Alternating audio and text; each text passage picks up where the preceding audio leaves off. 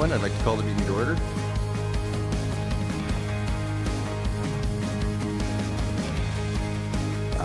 Good morning and welcome to the March 4th, 2026 Executive Committee meeting. We acknowledge that we are on the traditional lands of the Treaty 4 territory, a treaty signed with 35 First Nations across southern Saskatchewan and parts of Alberta and Manitoba. The original lands of the Cree, Saulteaux, Dakota, Nakota, Lakota, and on the homeland of the Métis Nation. Some members of the committee and city the city of Regina owes its strength and vibrancy to these lands and the diverse Indigenous people whose ancestors' footsteps have marked this territory, as well as the settlers from around the world who continue to be welcomed here and call Regina home. Some members of committee and city administration may be attending the meeting today through video conferencing. I'd like to remind those who are attending through video conferencing of the following. Please ensure that your video camera and microphone are turned off, and when speaking, remember to unmute your microphone and enable your video camera. The deadline to register as a delegation for reports recommended for consideration by City Council at its meeting scheduled for March 11th, 2026 is 12 p.m. on Monday, March 9th, 2026. A written submission is required to be submitted at the time of registration for all delegations to City Council meeting agenda items. Just a friendly reminder, can I have someone move a motion to approve the agenda to call the chair with the following adjustments: to add the registered list of delegations and withdraw item EX25-114, review of nuisance and derelict properties, as it was originally tabled by committee to its March 18th, 2026 meeting, and also remove Nestor Mygold from the registered list of delegations for item EX26-21, 2026 budget of Regina Warehouse Business Improvement District. Thanks, Mayor Brzezinski. I'll call the question. Any opposed? Carried. Can I have someone move a motion to approve the meeting minutes of the February 11th, 2026 Executive Committee meeting? Councilor Burton, any errors or omissions? Anyone notice anything? No, looks clean. Any opposed? Carried. First up, we'll be dealing with EX26-16, the development charge rate adjustment. I'll ask Deborah Bryden, Deputy City Manager, to do an introduction, please. Find the mic. Good morning. Thank you. Through the chair. In July of 2024, following the most recent comprehensive development charges review, City Council approved the 2025 development charge rates. In alignment with the development charges policy, City Council also directed that the 2026 rates be indexed using the Saskatoon non-residential building construction price index, because Regina did not yet have its own index. As a result, the Saskatoon-based 2026 rates came into effect on January 1st, 2026. We're bringing this report forward to update the 2026 rates using the Regina non-residential building construction price index, which Statistics Canada released after Council's original direction was approved. Using Regina's index ensures the 2026 development charge rates more accurately reflect local construction costs and inflation conditions. Shifting to Regina-specific data improves fairness, accuracy, and defensibility in the city's development charge calculations and aligns with municipal best practices. Lastly, I'll note that the city is currently undertaking the next development charge rate review to establish the 2027 rates that will be brought forward for Council's consideration later this year. And with that, we're more than happy to answer any questions you may have. Thank you. Can I have a mover for this? Councilor Burton, any questions or comments? I see some questions from Mayor Brzezinski. Please go ahead. Yeah, thank you for the report. Just, I saw the rate went down, but I guess just do you want to comment on kind of the encouragement of having accurate rates at the development charge stage and what that leads to in terms of growth and development overall and kind of the payback that we would expect to see in the long term? Thank you. Through the chair. So certainly we've been extremely transparent and inclusive in the development of our rates with the community and developers, specifically over the last 4 years. And this would contribute, I would say, in terms of continuing to build that trust And it also is an accurate reflection on the actual costs of construction for projects. And I would say, trying to be accurate in our servicing agreement fees is extremely important to encourage and continue to encourage development within our city. Any further questions? I see Councillor Zakiniak is up next. Please go ahead.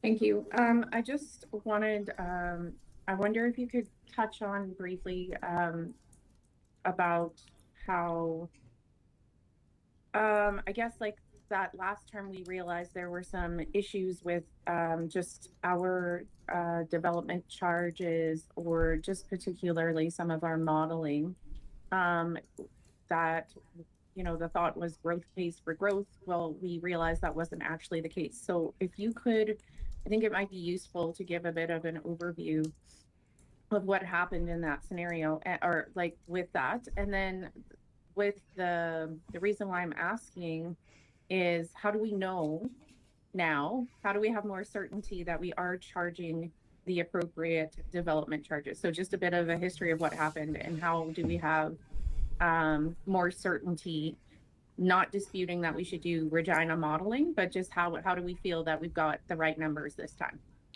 Ms. Bryden? Thank you. Through the chair. So the model's a 25-year model. And as we move through through the years in the model, we make adjustments. So we're doing constant reviews of our how we're collecting our servicing agreement fees, and staying on top of things like construction costs like this. And so, while we want to make sure we're charging an appropriate rate, we also want to make sure it's fair and accurate, which is why we're proposing this adjustment. And also, that's why we're doing a review this year again. The last review was extremely extensive, as you're aware. And this review will be probably not quite as intense, because we feel like we're on the right track with our servicing agreement fee model. And we have a whole bunch of more information than we've ever had in terms of our systems and projects moving forward as a result of the work that we've done the last couple of years.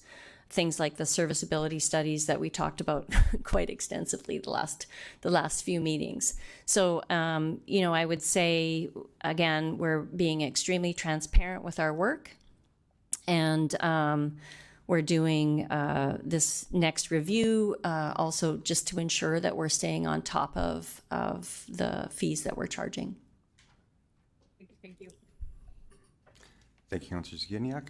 Councillor Rastovich, please go ahead. Yeah, through the chair, just wondering, have these just curious, have these numbers been run by developers, and just how they feel about this? Please go ahead. Thank you. Through the chair. As I said, we've been extremely inclusive in our work through the development charges and the policy that was developed, I guess it's 2 years now ago. It was the development community, the home builders were heavily involved and spent a lot of time with us, and they're fully aware of this rate change. I know Mr. Niebergall is in Hawaii and sent his regards, but is certainly in full support of this change. Okay. Thank you. Any further questions? Okay, with that, I'll call the vote. Oh, I'm sorry. Did you like to close comments? Councillor Burton.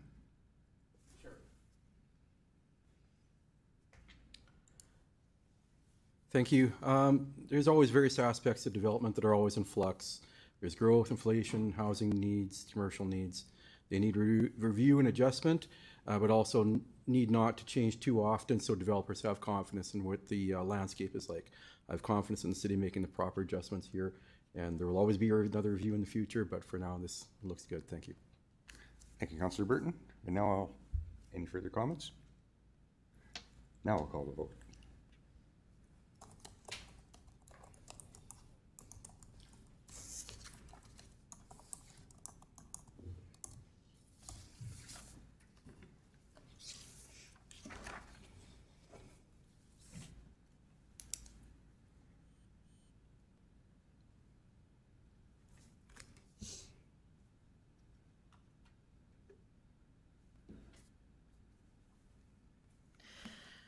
Through you, Deputy Mayor, the motion is carried unanimously with all members present voting in favor. Councillor Turnbull is absent from the meeting today.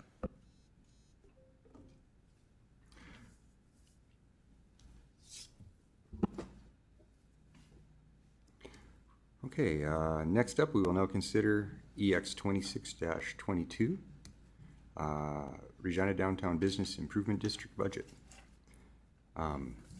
I believe we have a delegation for this.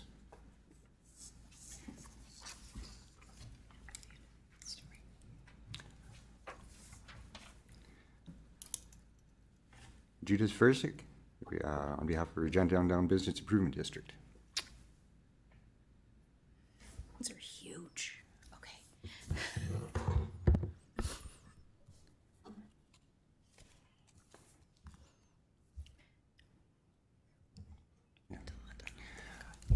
Hi, thank you for appearing before City Executive Committee. Please state for the record the municipality you're from, who you're representing today, and your name. My name is Judith Verisuk. I'm Executive Director with the Regina Downtown Business Improvement District, and I live in Regina. Councillor Mancinelli, as well as the rest of City Council, on behalf of the Regina Downtown Board of Directors, thank you for the opportunity to present our proposed budget for 2026. Regina Downtown Business Improvement District represents over 600 businesses and property owners in the heart of our community. Our mission is to act on behalf of our members to favorably position downtown as a unique, attractive, and desirable neighborhood for businesses, residents, and visitors. We provide a range of business and community services to promote and enhance downtown's unique assets, improve conditions for businesses operating in the district, and improve the quality of life for those who shop, work, live, and play in downtown Regina. We are currently developing our strategic plan for the next 3 years. This plan will recognize the changes that have occurred and the impact of the 2020 pandemic has had on our downtown. The plan will also move forward the objectives of our 2023 Downtown Vision Plan. The 2026 Regina Downtown budget before you today is based on that vision for downtown. Today, we respectfully request that the mill rate of 0.9535 be approved today. This is a 3% increase over our budget in 2025. Our proposed operating budget for 2026 is estimated to be $2,898,050. Of that amount, $1,350,800 would be fully funded by the Regina Downtown commercial property owners through the bid levy. $13,000 would be funded through asset rentals and other miscellaneous fees that we charge, and the remaining $250 would be funded through grants and sponsorships. Of this amount, $1,179,750 is confirmed. The remaining $354,500 is still to be secured. We will not require any transfers from our capital reserve this year.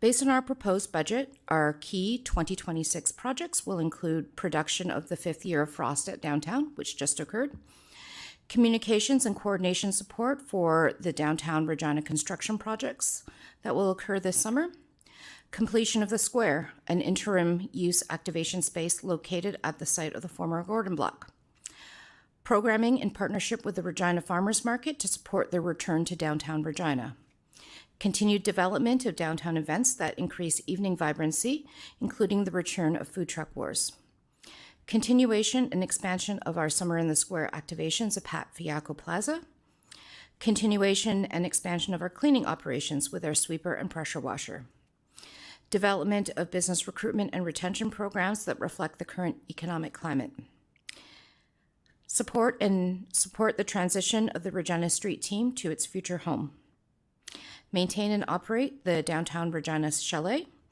continuation and expansion of the downtown gift card program, and production of the City Building Speaker Series. In closing, RDBID respectfully requests a mill rate in the amount of 0.9535 for 2026 and that a provision for assessment appeals in the amount of $30,000 be allocated. We also request that the revenue and expenditures outlined in the 2026 budget submission before you be approved. Thank you, and I'm happy to answer any questions. Thank you very much. Any questions for the delegate? Councillor Burton.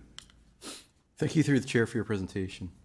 So in the budget here, as shown here, and the Regina Street team was $1.5 million basically, and then next year $284,000. Could you describe for the public some of the changes going on with the Regina Street team, just so they can understand? Through the chair, thank you for that question. If you'll recall, back in, I believe it was November, and then through the budget process, both administration and the City Council approved movement of the program out of the Regina Downtown Business Improvement District and to a new home that would be better suited to serve the mission and vision of that program. The reduction reflects the fact that we are still hosting the program for the first 3 months of this year, after which it will transition into a new home that the city will determine. Thank you. I definitely support that move, that RD bid is important to see those improvements, and dealing with some of the problems that people are encountering on the street. I don't believe is in that mandate. It was always been discussed, and I fully support that and like to see that change happening. At the same time, to see that there's a new home for the people that are going to be on the Regina Street team, to take care of those people and to help them out. They do end up downtown, which were naturally in the origin of the team might have seemed to be the appropriate place, but I believe that RD bid should be focused on other things to improve things in the downtown, not dealing with some of the other aspects of that. Thank you very much. Thank you. Thank you, Councillor Burton. Any other questions for the delegate? Looks like you can return to, oh, wait, one more showed up here. Please go ahead, Councillor Asvich. So I've been getting a lot of emails about parking meters. I'm kind of curious what businesses have been, what your business has been saying downtown about this. That's not as relevant to the budget we're discussing today. Although it is a big issue in the city, it's just not what we're discussing today Okay. for this item in particular. I just thought she might have, all the businesses downtown might have some intel of what they're thinking. I'm what sure they're she saying. does, but it's just the debate is about the budget that she presented for the mill rate, the increase in those outcomes. Okay. Any other questions? Offline or another meeting? Yep. Thank you. That's everything. Thank you very much for your presentation. We have another delegate. I'd like to call upon Delegation Nestor Mrygold from Super Seamless Canada. Please introduce yourself for the record, the organization representing, if any, what city or town you reside in. You'll have 5 minutes to address Executive Committee, after which you will have the opportunity to respond to any questions members of Executive Committee may have for you.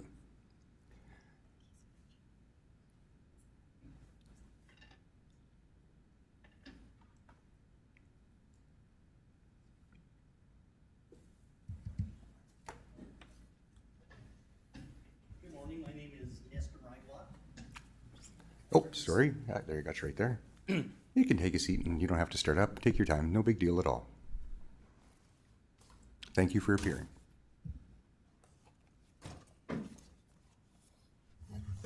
Good morning. I'm Nestor Mrygold. I represent a company that I'm a president of that was impacted by the Regina bypass. I had made a request to do a delegation at the budget meeting in 2026 budget meeting in December, and I was denied. I sent along my presentation, and I wondered if it went on record. It was- Right now is your time to present, sir. Is this part of your presentation? Are you going through it right now? Yeah. Okay. I was wondering if it went on record, and then I followed up with all the counselors, and I never got a response. But just to give you a little bit of background quickly, our company was building a new manufacturing plant just outside the city. Does this have to do with the Regina Downtown Business Improvement District It budget? does. It has to do with taxes, the increase in taxes. This is a special area budget dealing with the downtown and ratepayers within the downtown. Are you talking about taxes abroad at the city? Downtown and abroad, because Okay, well, this isn't about abroad today. This is about the Regina Business Improvement District downtown budget today. So do you have any comments in regards to that budget? So on your agenda too, you have for the warehouse district, an increase in mill rate. We're in the warehouse district, which again, our taxes have gone up because of about the city providing 6.685 million for a Costco store to be built in Okay. Westera. Once again, you know, these are specific areas with specific tax collection agencies that are part of the budget discussions we're having today. This one right now is for the Downtown Business Improvement District. Part of the meetings are we talk to the agenda that we have put forward to the public, and that's the portion we have to speak to. So do you have any comments for that particular area? So why can't I speak to this in reference to the increase in taxes because of developers being paid to build a Costco store on their property, which will make them billions of dollars?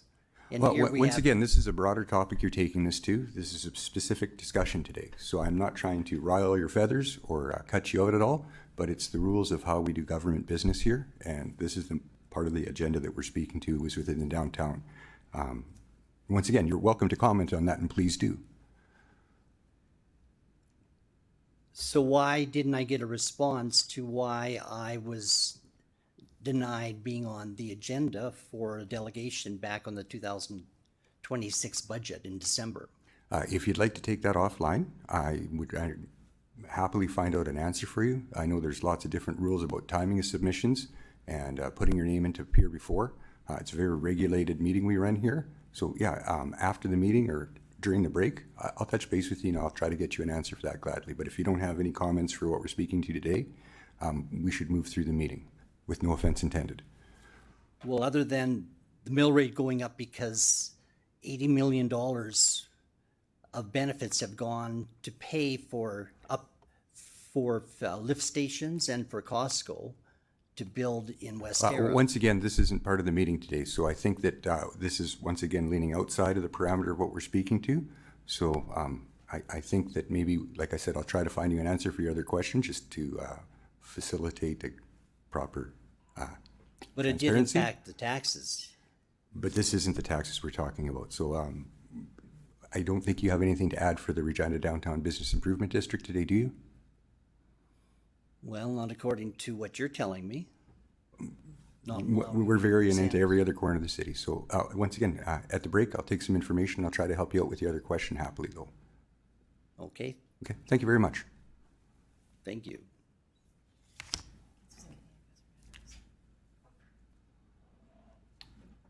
Councillor Mazzanelli. How can I help you, Councillor Zickinger?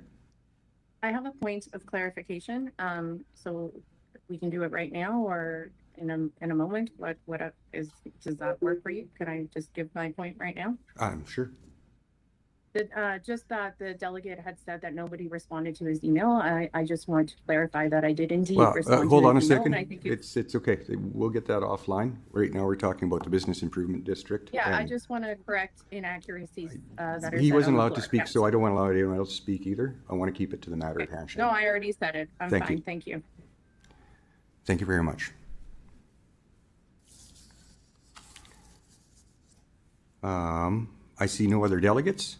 We will now consider, my phone going off, sorry. We will now consider EX 26-22, 2026 budget, Regina Downtown Business Improvement District.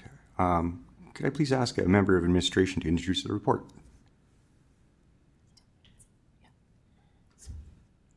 Mr. Anderson. Thank you, Deputy Mayor, and through the chair. The City of Regina works with its service partners, including the Regina Downtown Business Improvement District. You have heard a presentation from the organization detailing their 2026 business plans and mill rate request. The deliberation and approval of the RD bids annual levy or charge on all lands and improvements used or intended to be used for business purposes and located within the Regina Downtown District. The RD bid has requested a mill rate of 0.9535 mills, which represents a 3% increase over the 2025 levy. With that, we submit your report for your review and are open for questions. Thank you, Mr. Anderson. Can I have a mover for the report? Councillor Flores, any comments or questions? Please go ahead. Thank you. Through Chair, I just want to just speak in support of this. I have seen a lot of the great work that the downtown bid does, and whether it's Frost or other community events, just personally seeing the impact that they do downtown. And I know there's always lots of work to do, but they have done some tremendous work, and I just want to note that. I'm sure they appreciate that. Councillor Siklis, please go ahead.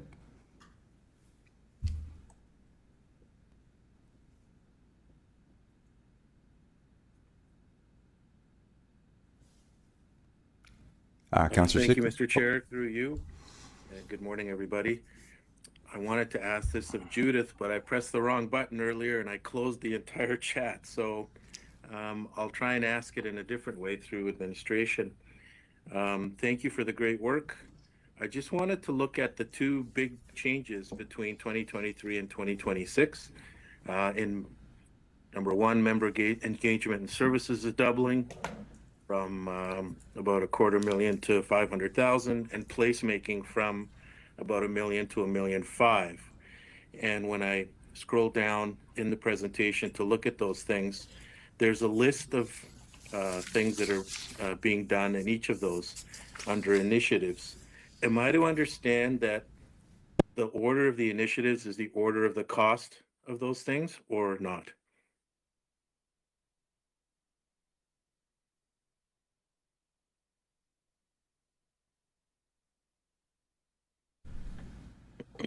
Mr. Anderson, please go ahead.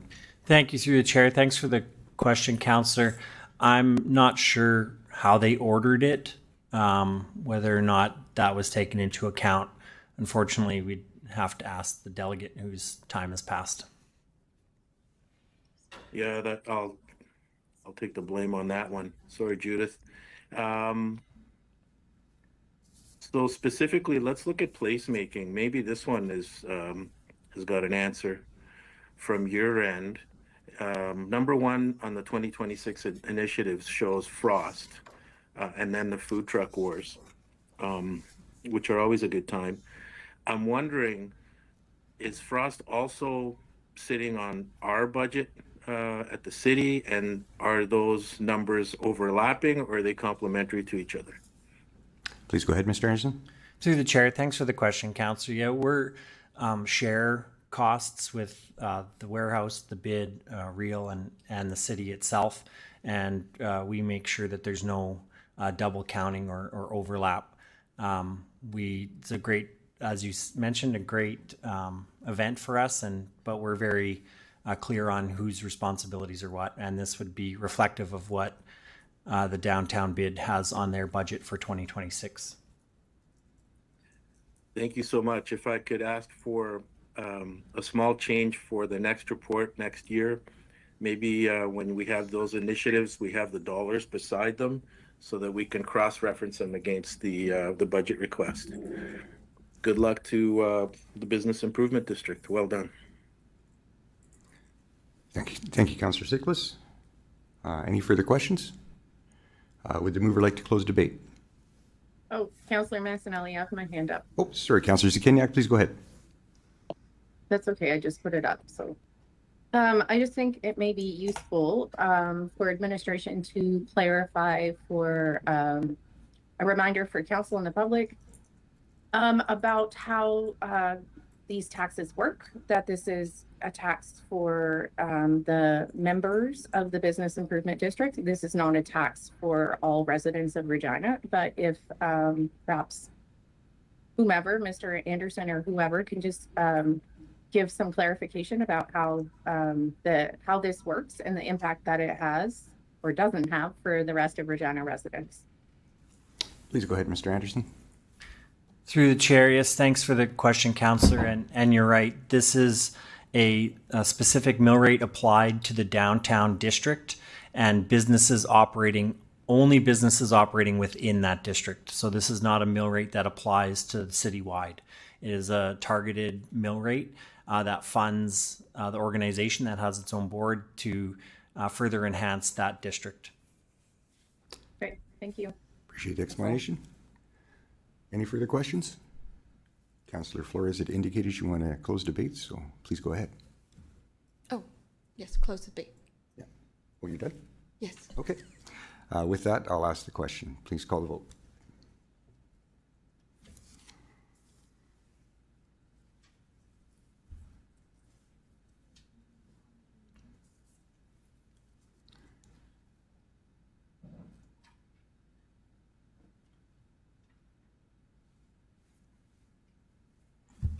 Through you, Deputy Mayor, the motion is carried unanimously. Thank you very much. Next up, we'll be addressing EX26-21, the 2026 budget for Regina Warehouse Business Improvement District. We have a delegation for that. Jeff Boulay, if you can make your way down. Please introduce yourself for the record, the organization you're representing, if any, the city or town you resided. You'll have 5 minutes to address Executive Committee, after which you'll have the opportunity to respond to any questions members of Executive Committee may have for you. Please go ahead. Good morning, everyone. My name is Jeff Boudelaire. I live here in Regina, and I'm the chair of the Regina Warehouse Business Improvement District. It's a great pleasure to be here before you today to speak on our budget. We're at a pretty exciting time in the Warehouse District. It doesn't take much more than a drive down Dudney Avenue to see some of the great things that are happening in our community. We've just emerged from a time of rebuilding both in the district and in our organization as we've worked to strengthen our organization and start to activate on the opportunity that's now before us as a result of things like the ongoing focus on rezoning, the Dudney Avenue project coming to conclusion, and what we expect will be the imminent exploration of new purposes for the arts.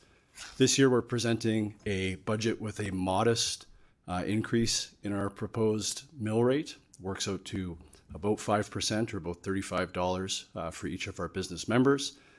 This is necessary essentially to keep pace with the growing costs of doing business in the district. And so in many ways, we hope to essentially stand pat. Well, this year we're not anticipating any meaningful increases in our overall spending. We do want to flag for all of you that with the vision plan that we now are in a position to activate and what we anticipate will be a successful RFP process on the yards, there will likely be the need for increased investment in our community in the 2027 budget. So we just wanted to sort of signal that and let folks know that we do see an opportunity for growing our investment to drive our impact in sort of those out years. This year, the focus of our effort will be on relaunching Dudney Avenue and activating the opportunity that comes alongside that, interim use of the arts while the broader development effort starts to play out, and obviously continuing our focus on building our internal data sets so that we can take advantage of some of those rezoning opportunities that exist in the district. And so right now we actually have teams walking the entire district, collecting information on every single one of the businesses that we have in our community, which will be the first time that that data set has existed in sort of an integrated way, possibly in the life of the district. And we think that'll be a very, very powerful tool for engaging with the community and activating on some of our opportunities. So happy to answer your questions, and also grateful for everyone's support as we've gone through a bit of a difficult construction season. So thanks kindly. Thank you very much. I see some questions for you. Councillor Burton, please go ahead. Thank you through the chair for your presentation. The Warehouse District is made up of retail, wholesale, restaurants, and even some residential in there. As you deal with the various competing needs and stuff like that, how do you describe the reaction to the Dudney Avenue redevelopment, and that how does this affect the people on your board, the members of here, and what they want to see happen with the Warehouse District? Through the chair, it's a great question. It's one we grapple with a lot. The diversity that we have in our community from a business perspective and a residential perspective is vast, probably one of the most significant diversities of business type that you'll see in our city. And sometimes the more you move the yardsticks towards the what benefits one type of business, you can sometimes be a bit challenged to another type of business. For example, things that increase the nightlife activity on Dunedin Avenue might be viewed less warmly by other uses and vice versa. What we try to do is really focus on developing areas of the community where we have momentum, where we see an opportunity to drive economic activity and renewed investment. And our hope is that if we do our jobs effectively, other folks that perhaps are less directly benefiting from that exercise will see our efforts reward them in terms of increased land values and that sort of thing. So we sort of view the whole exercise as a rising tide sort of floating all of the boats. But you're right to point out that picking a singular vision and working towards a particular outcome doesn't necessarily fit each business category the same way. That's why it will be particularly important when Council has the opportunity to consider the proposals for development of the yard site, that we're really, really thoughtful about how that particular development fits into the type of community we want to build and how we want to connect our city centre. Thank you. Through the chair, would you say there's a sense of optimism and I would say hope, but that people are looking forward to some of the future endeavors that we're looking to proceed with? Through the chair, I think we probably have more momentum and hope and positivity than I've seen in my time in the district, and we're generally a pretty hopeful and optimistic place. Our businesses, I'd like to take a moment to celebrate how well they worked through some of the challenges that come alongside construction. I think they, from day one, were believers in the opportunity that investment would bring to them, but you had to get through a couple years of construction to arrive at that destination, and they did. And I think we're seeing that as soon as Dunedin reopened and people started walking and driving down that street, I think there's just a real sense that the community is really positioned now to deliver on its promise with that type of, brownstone walkable community that a lot of us see when we, travel as tourists and as business visitors to other communities. And we come back to Regina and we say, we have all the ingredients for that type of experience here. And now the pieces are really falling into place. So yeah, I would say there's a great deal of optimism. Thank you very much for your presentation. Thank you. Any other questions for the delegate? Councillor Zakidniak, please go ahead. Thank you. So similar to the Downtown Business Improvement District, the Warehouse Improvement District, the vast majority of your funds come from your membership. So if you can just briefly touch on that, but also, this part, I'm actually curious about and don't know if I've asked about before. How is your membership involved or engaged in coming up with the levy? So just curious about how that works in terms of your member organizations and the feedback that they can give to the proposed levy each year. Through the chair, thanks for the question. It's challenging to engage 500 plus businesses. It really is. And that's why we've really decided to prioritize rebuilding essentially our understanding of who those businesses are and what their needs are and their communication opportunities with our organization this year. That's one of our big strategic priorities, because there's a group that are very engaged and very supportive of what's going on. It's probably not unlike anything that comes before the city, where some folks are very keenly interested and others sort of read about it in the news, and we're sensitive to that. We operate essentially on a trust basis. As long as our members believe in what we're doing and are supportive of what we're doing, we continue to believe that we have the mandate to request that the organization receives the funding it needs to deliver on our priorities. And so far, we believe we have that support. We'll have a better ability to understand that support is durable and continues to be extended to us as a result of some of these activities that we're undertaking, which I think is positive. We have really tried to be good stewards of the tax levy that we receive, and we've been very modest in our requests to increase that levy. We're very sensitive to some of the challenges that folks are experiencing out in the economy right now. So we don't take those requests lightly. That said, I do think the organization really had an opportunity to show its value during the construction cycle and process. And I'd certainly invite comment from admin and others, but there was a real effective partnership between city administration and our organization in terms of reaching out to businesses that were affected, connecting them with resources, and helping to mitigate or alleviate some of the challenges they experienced during that 2-year construction process. And I will say, we learned a lot from other major projects that have gone on in the city, where we've learned some lessons, what does work and what doesn't. So we benefited from that. But I mean, I suppose that's a very long-winded and meandering answer to a straightforward question, but it is really quite difficult.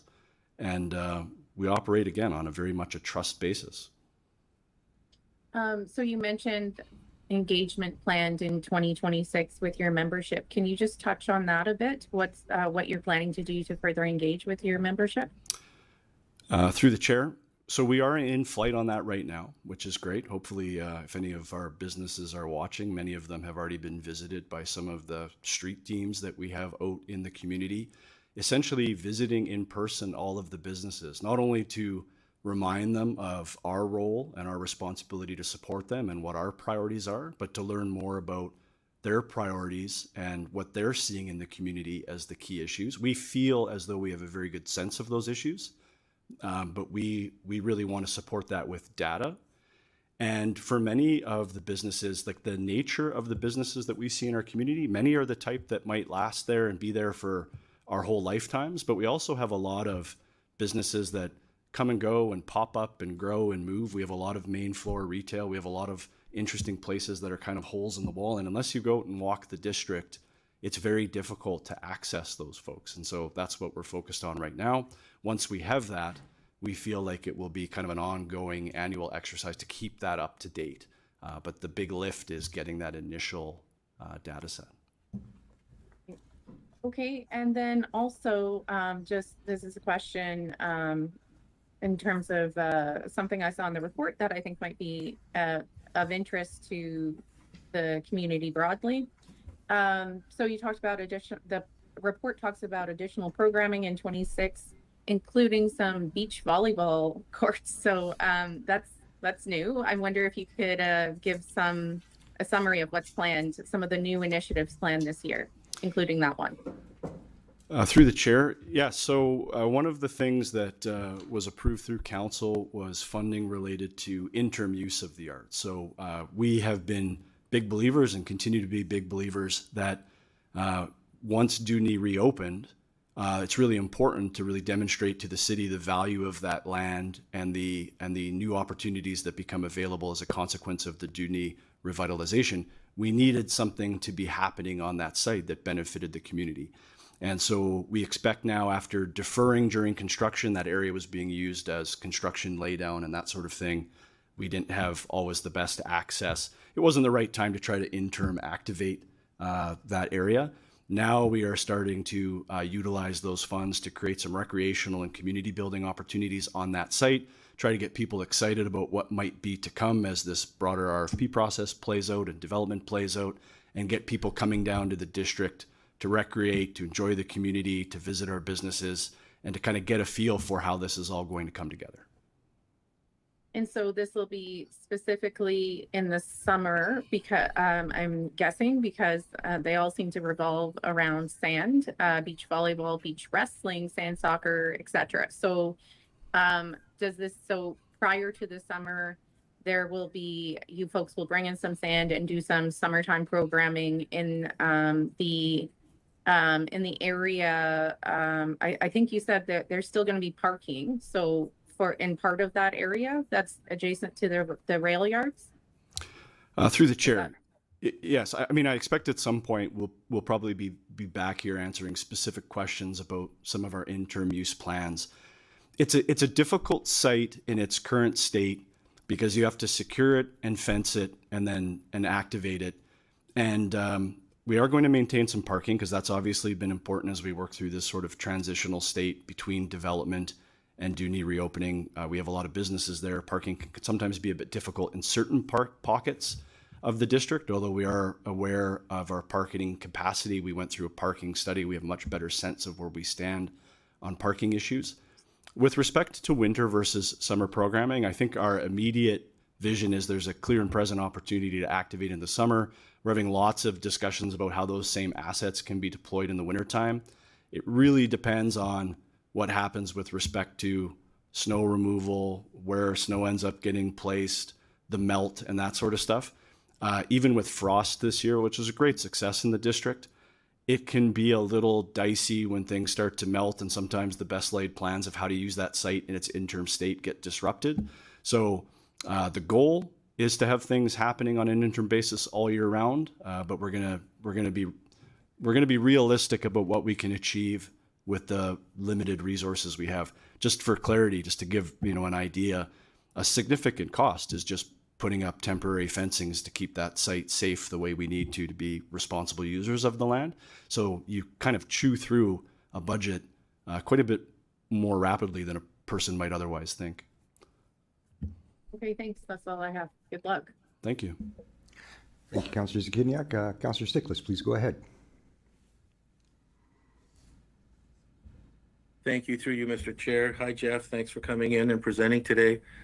Good luck in 2026. I just wanted to look at some numbers again on the Warehouse Improvement District's presentation. Specifically, the advocacy and fostering investment piece is a huge jump. And when I scroll down to read what it's about, I'm not exactly sure if it's a data collection exercise that costs that much money or something else on top of that. Could you expand on that a little bit for us?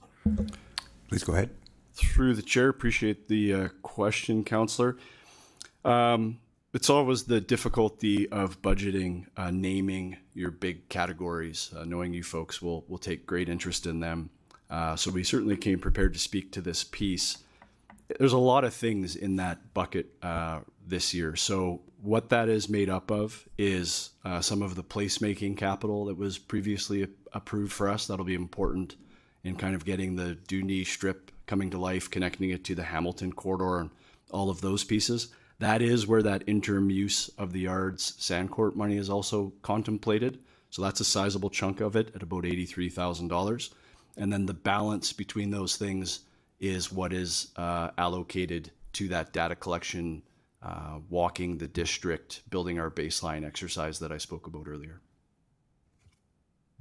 Okay, thanks for that. And if someone is looking at this from the first time and sees that administration makes up, the better part of 70% of expenses, they might be knee-jerk reacting to that in a negative way. But realistically, it's because the budget is so small. Is that correct? Are you good on admin, or do you think you're heavy on admin?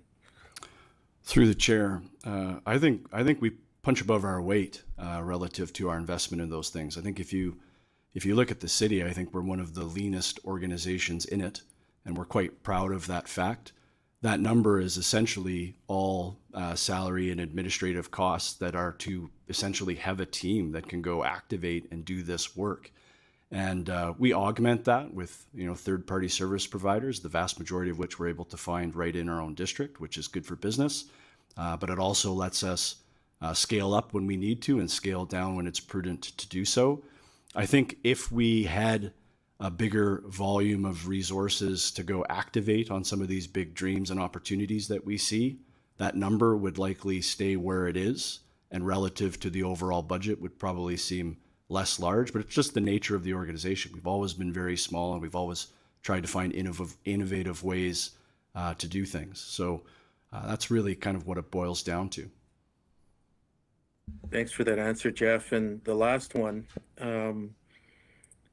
we've got two organizations, two business improvement districts right up against each other in a small area, compared to other big cities.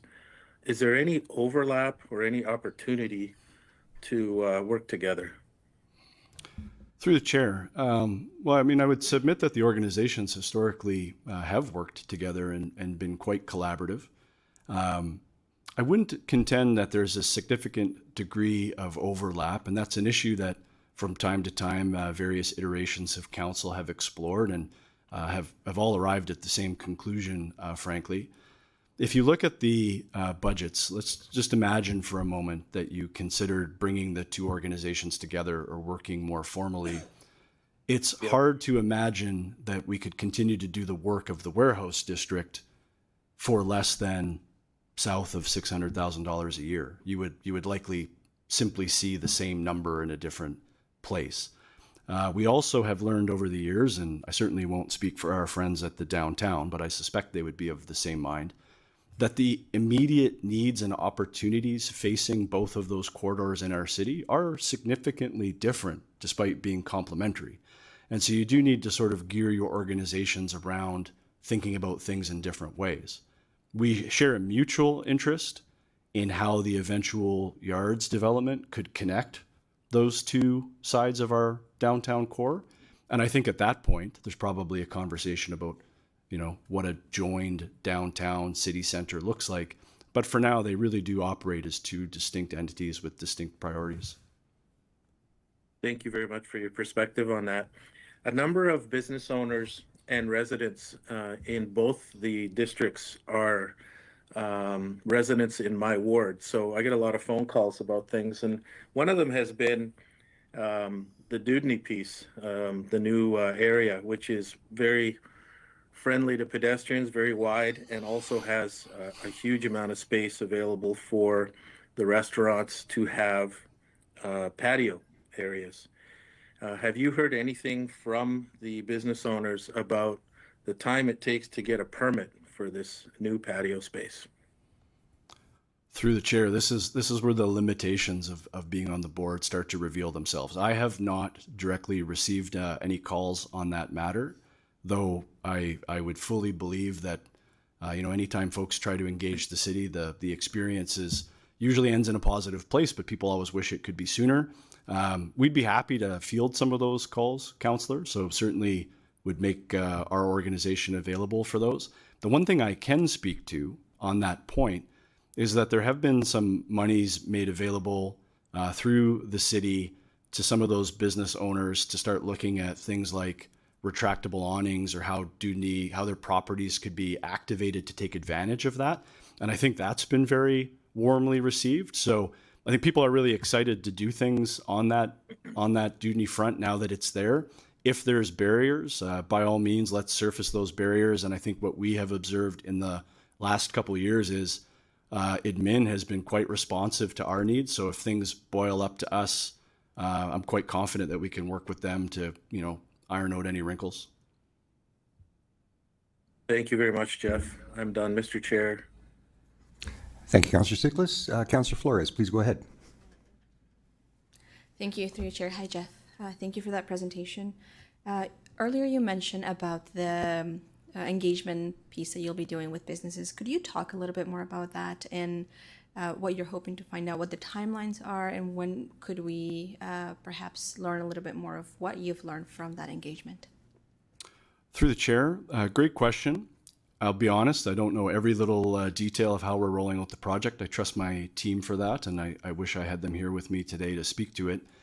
But the effort is to walk every single business in the district, to share with them more about our vision plan and what's going on in the community from our perspective and how we engage council and other stakeholders on their behalf, and then learn about not only their organizations, but what they're experiencing, what they see as the opportunities, the challenges, the headwinds, the tailwinds, that sort of thing.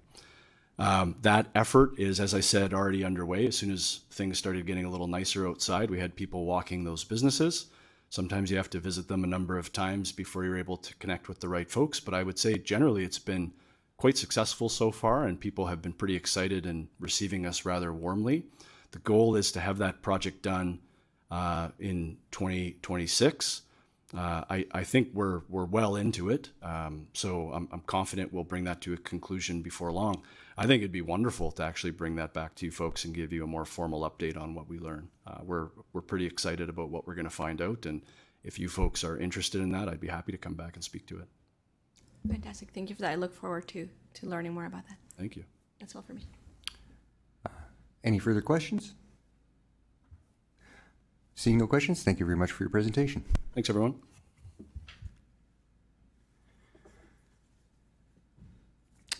Okay, we will now consider item EX 26-21, the 2026 budget for Regina Warehouse Business Improvement District. I'll ask a member of administration to please introduce the report. Mr. Anderson.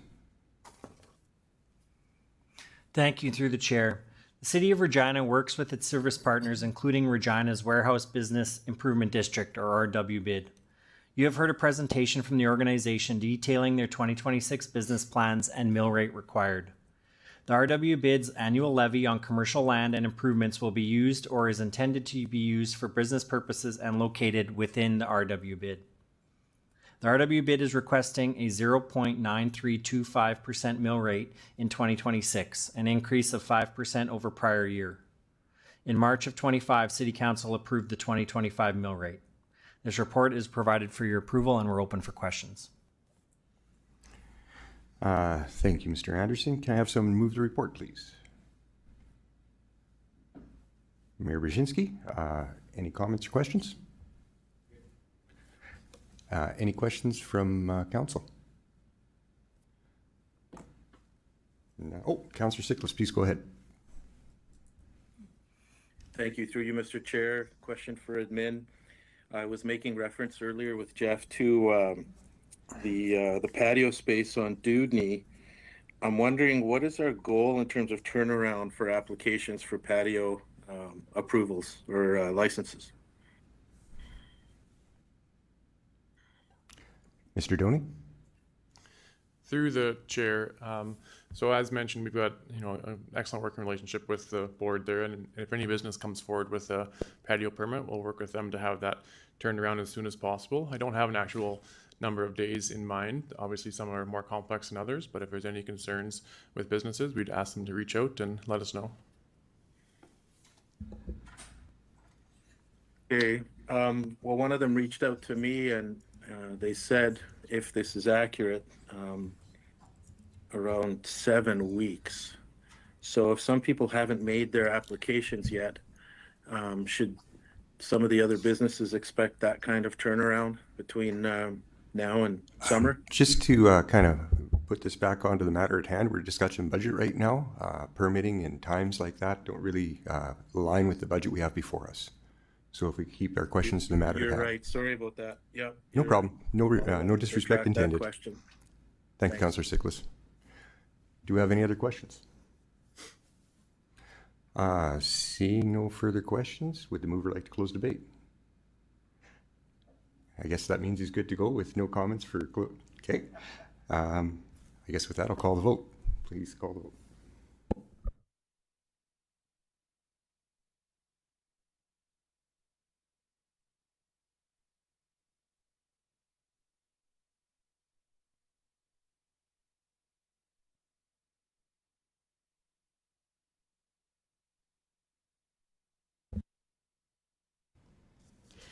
Through you, Deputy Mayor, the motion is carried unanimously with all members voting in favor. Councillor Turnbull has joined the meeting. Thank you for that. Next up, we will now consider item EX 26-16. We already did development rate charges adjustment. Skip ahead here. We will now consider item EX 26-17. The donation of park assets for Eastview Park. Member of Administration to please introduce the report. Ms. Bryden. Thank you. Through the chair. The Queen City Eastview Community Association has been working collaboratively with City Administration on a design to upgrade recreation facilities in Eastview Park. The Community Association is in the position to begin construction on a new neighborhood accessible playground and a basketball court this summer. As this donation is greater than is greater than $250,000 per the Regina Administration Bylaw, we are here to request approval to accept this donation, and we are more than happy to answer any questions you may have. Thank you, Ms. Bryden. Can I have a mover for the report? Councillor Flores. Any comments or questions? Yes, I do have some comments. I of course want to speak in favor of this report, and also just extend a massive thank you to the Queen City Eastview Community Association for the great work that they've been doing. It's my understanding that throughout the years they've been planning on fundraising for the neighborhood park, and they've committed about $325,000 towards rebuilding the Eastview Park, which is not a small feat. I think it's some fantastic work that should be commended, and it's a massive community investment in our community. There's, it's really exciting to hear there's going to be an upgraded full basketball court, a new park, and a number of other things that they're working with administration to make happen, which will certainly be a great addition to that community. I've had many folks reach out with concerns about that park, and knowing that this park is going to happen now makes me really happy to be able to share. And again, all the kudos go back to the folks at the Queen City Eastview Community Association, as well as the folks in that community. It's also really great to share that this will be one of the first parks built under our city's new accessibility playground design standards, which again, a great first one for that community, and again, very much in favor of this. I do have a quick question for administration. If they could just speak to some of the work of how we work with community groups to in the planning of these things and the process of how that all happens. Please go ahead, Ms. Bryden. Thank you. Through the chair, I'll refer that question to Ms. Burton, please. Please go ahead. Thank you for the question, and through the chair, yes, my department works quite closely with the community associations. They have community consultants assigned to them who become aware of these projects as they are in the planning stages. And then they work with a different branch in my department, planning and partnerships, for actually getting the playground and park assets designed and upgraded. So I believe we've been working with this group for upwards of 2 years on this. Fantastic. Yeah, I think that's mainly it. Main thing, looking forward to being there to see this park open. And I can't say this enough, great work to that community there, and not only raising the funds, but all the hard work they've done to make this happen. Thank you, Councilor Flores. Councilor Turnbull, please go ahead. Thank you, and to the chair, I just have a lot of good things to say. So, first of all, it's really lovely to see the inclusion, diversity, equity, and accessibility IDA on our agenda and our items. I think that just recently started to show up in our report, so thank you for showing that. And again, anytime a playground is being developed, it makes me happy, especially to our new accessibility standards. I did want to ask administration and sort of highlight that we do have our new grant coming out sometime soon for playground standards, and maybe community associations like this one could apply for it. Could you tell us about that coming up? Thank you. Through the chair, yes, certainly that grant will be released, I believe, on Friday. The information will be made available on Friday, and this park will certainly be, these folks will be certainly eligible to be applying for that grant. Yeah, and this grant is one of the new things for this year, which was a positive to come out. So like this community association and other associations. And then, yes, so this is just another, I'm kind of echoing what Councillor Flores said, and the good work of administration and the things that we're going through, and just really how it's transforming our community, really in partnership with our community associations, our parent associations, our administration, and everyone doing the work together. So I really appreciate this work. Thank you so much. And of course, I support it. Thank you, Councillor Turnbull. Any further questions or comments? Seeing none. Any words to close debate? I'll take that as okay. And with that, I'll call the vote.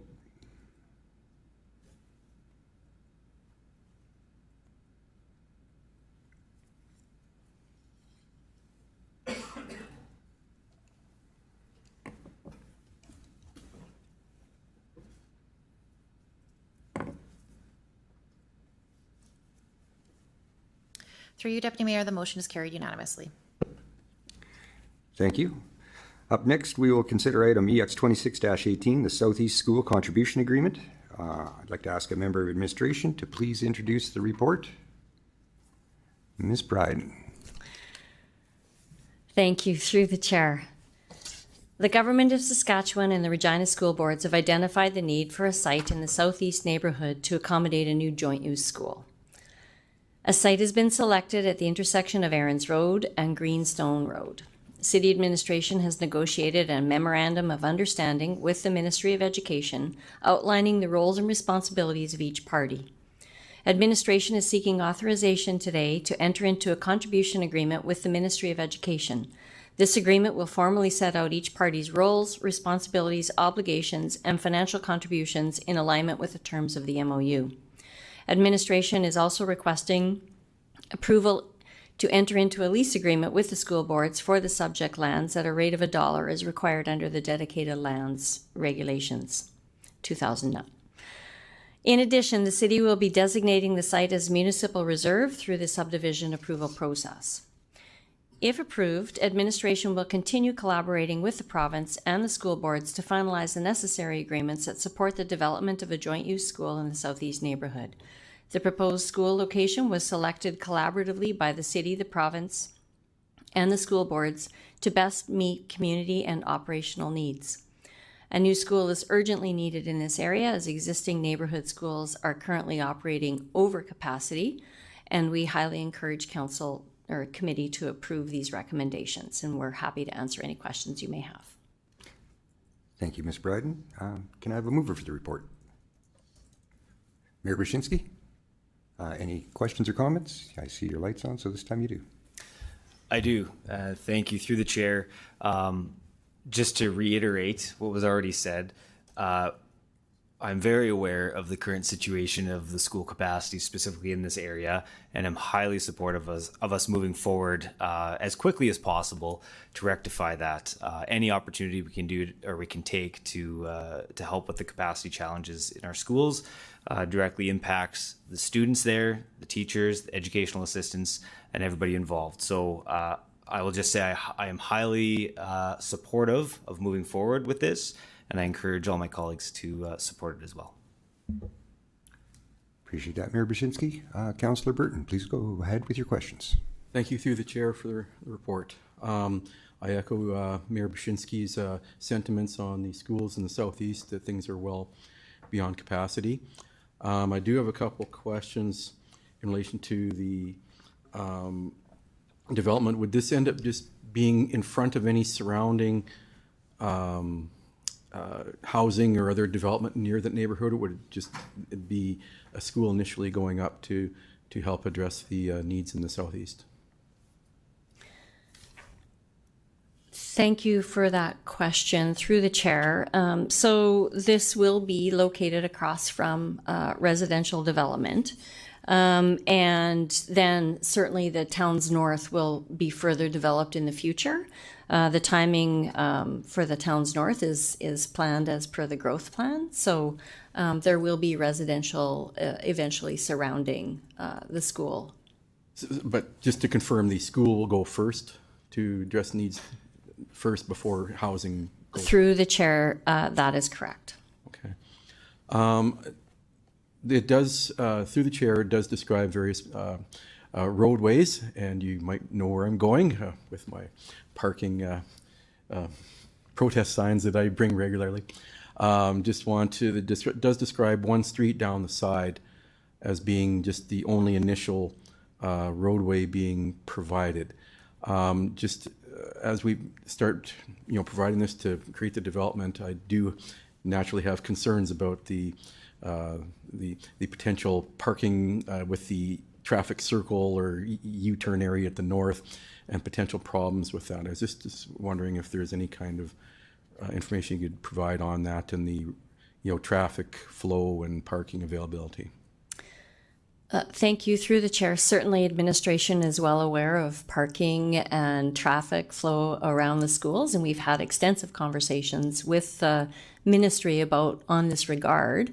I think, in the design of the school site, that has been taken into consideration, as well as there will be, consideration for traffic impact analysis that's been done as we move forward. But We know that the development of schools in our communities is really important, and lots of conversations about how we can work together with the school boards and the province to improve the traffic situations around the schools.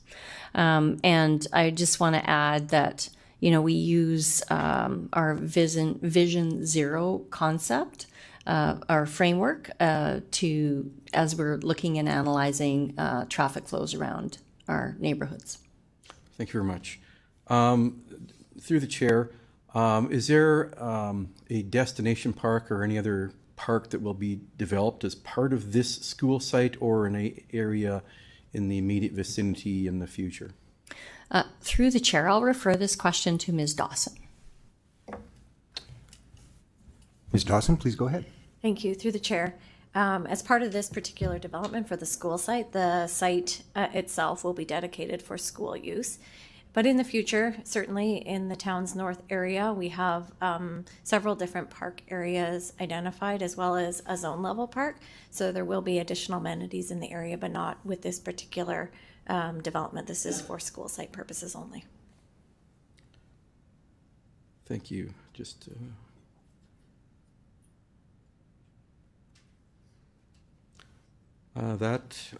just a last statement that parking is an important issue for myself, and as we work through this, on the floor of the council is not a place to deal with various things, but I'll be very interested in designs of roadways and availability of parking, and that I'd want to engage administration on that front to make sure that we have the best facility for our residents in the future.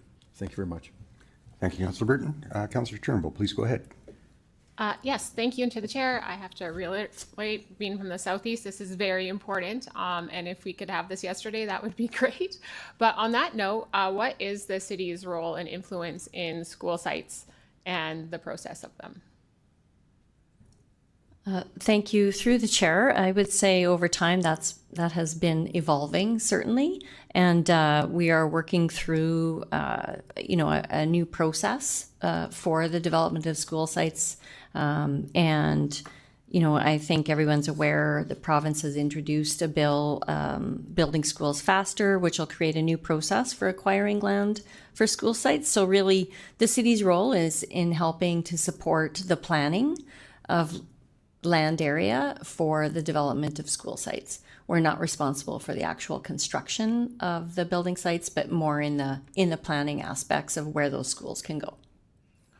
So is it the city or the province or the school board that chooses where a school goes? Thank you for the question. That's an interesting question. So we work collaboratively with the ministry and the school boards to talk about potential population growth. And then through that process, the school boards really identify where they think the needs are for new schools, and then work through their processes with the ministry and us as well to help for the planning of those schools. Okay. And then with the city's role, we contribute in terms of traffic and planning, like we present in our master plan, correct? It would follow the rules that have developed over time. Through the chair, yes. Those areas or land masses, as they're developed, would have to follow all of our guidelines for design standards, et cetera. And I think the great thing about our design standards, as we've worked on them together, is that they have improved over time for safety, for parking, for all of those things. And so it's a lot different than going to an existing school. And I really appreciate that, knowing that this is going to be built to the new standards we've worked on together collaboratively. And with that, I have faith that this will be designed well. So thank you for that. And then I did want to also for the East End, with the development of a new school in the East End, would that not have an effect on our Arcola Victoria corridor traffic patterns? Like, would that not take some of the traffic off of going to some of the other schools like Campbell or Loboldis by diverting traffic? Would that help? Thank you. Through the chair. So I think what you're talking about is more high school directed traffic. And certainly, we haven't done that kind of a traffic analysis, but I would just generally say that putting a high school in the southeast would likely have an impact on that traffic, yes. Okay. I might get cut off, but let's put a high school in the southeast. And then I guess just a timeline on this school, just a very quick one. Thank you. Through the chair, I'll refer that question to Ms. Dawson. Please go ahead, Ms. Dawson. Yeah, thank you. We actually had the rezoning application for this site at Planning Commission last week, and the same question was asked. And the answer was that we don't manage the timing of the build. Our participation in this process is to identify the site and get the site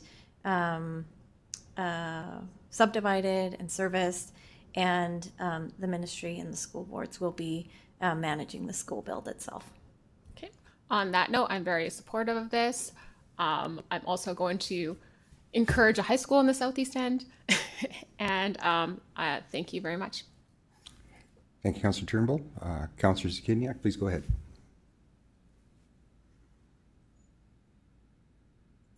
Thank you. In the report, it mentions that the province is contributing 4.55 million towards the servicing of the site. So I'm wondering, first of all, how much the servicing is expected to cost the city, and then how much, how was that contribution calculated in terms of the province's role? Through the chair, I'll refer that question to Mr. Jedlick. Mr. Jedlick, please go ahead. Through the chair, the opportunity here is a little bit unique in the sense that the school site is located on a road that was already planned to be constructed with services under it as sort of the final element of the town south going forward.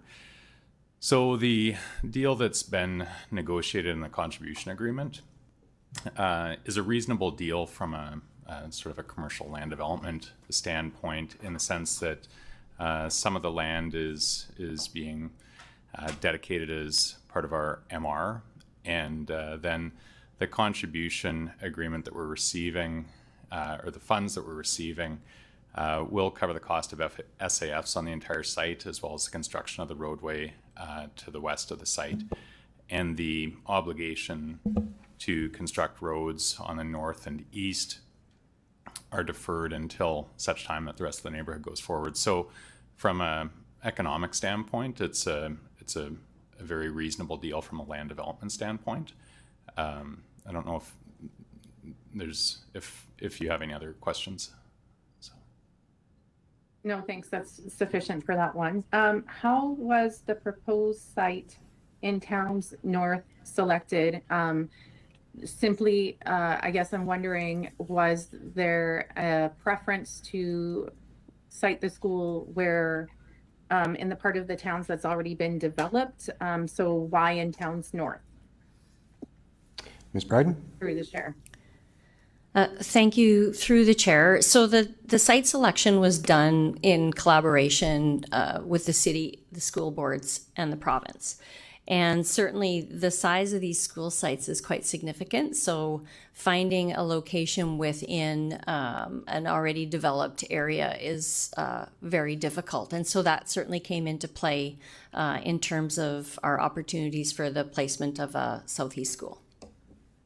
Okay, thanks. Now, so since this is going to be a brand new school, are we able to utilize what we learned and continue to learn about best practices in supporting active transportation to try and encourage, to put in the infrastructure, whatever we think is needed to help encourage more active transportation to and from school than we perhaps have in other school sites?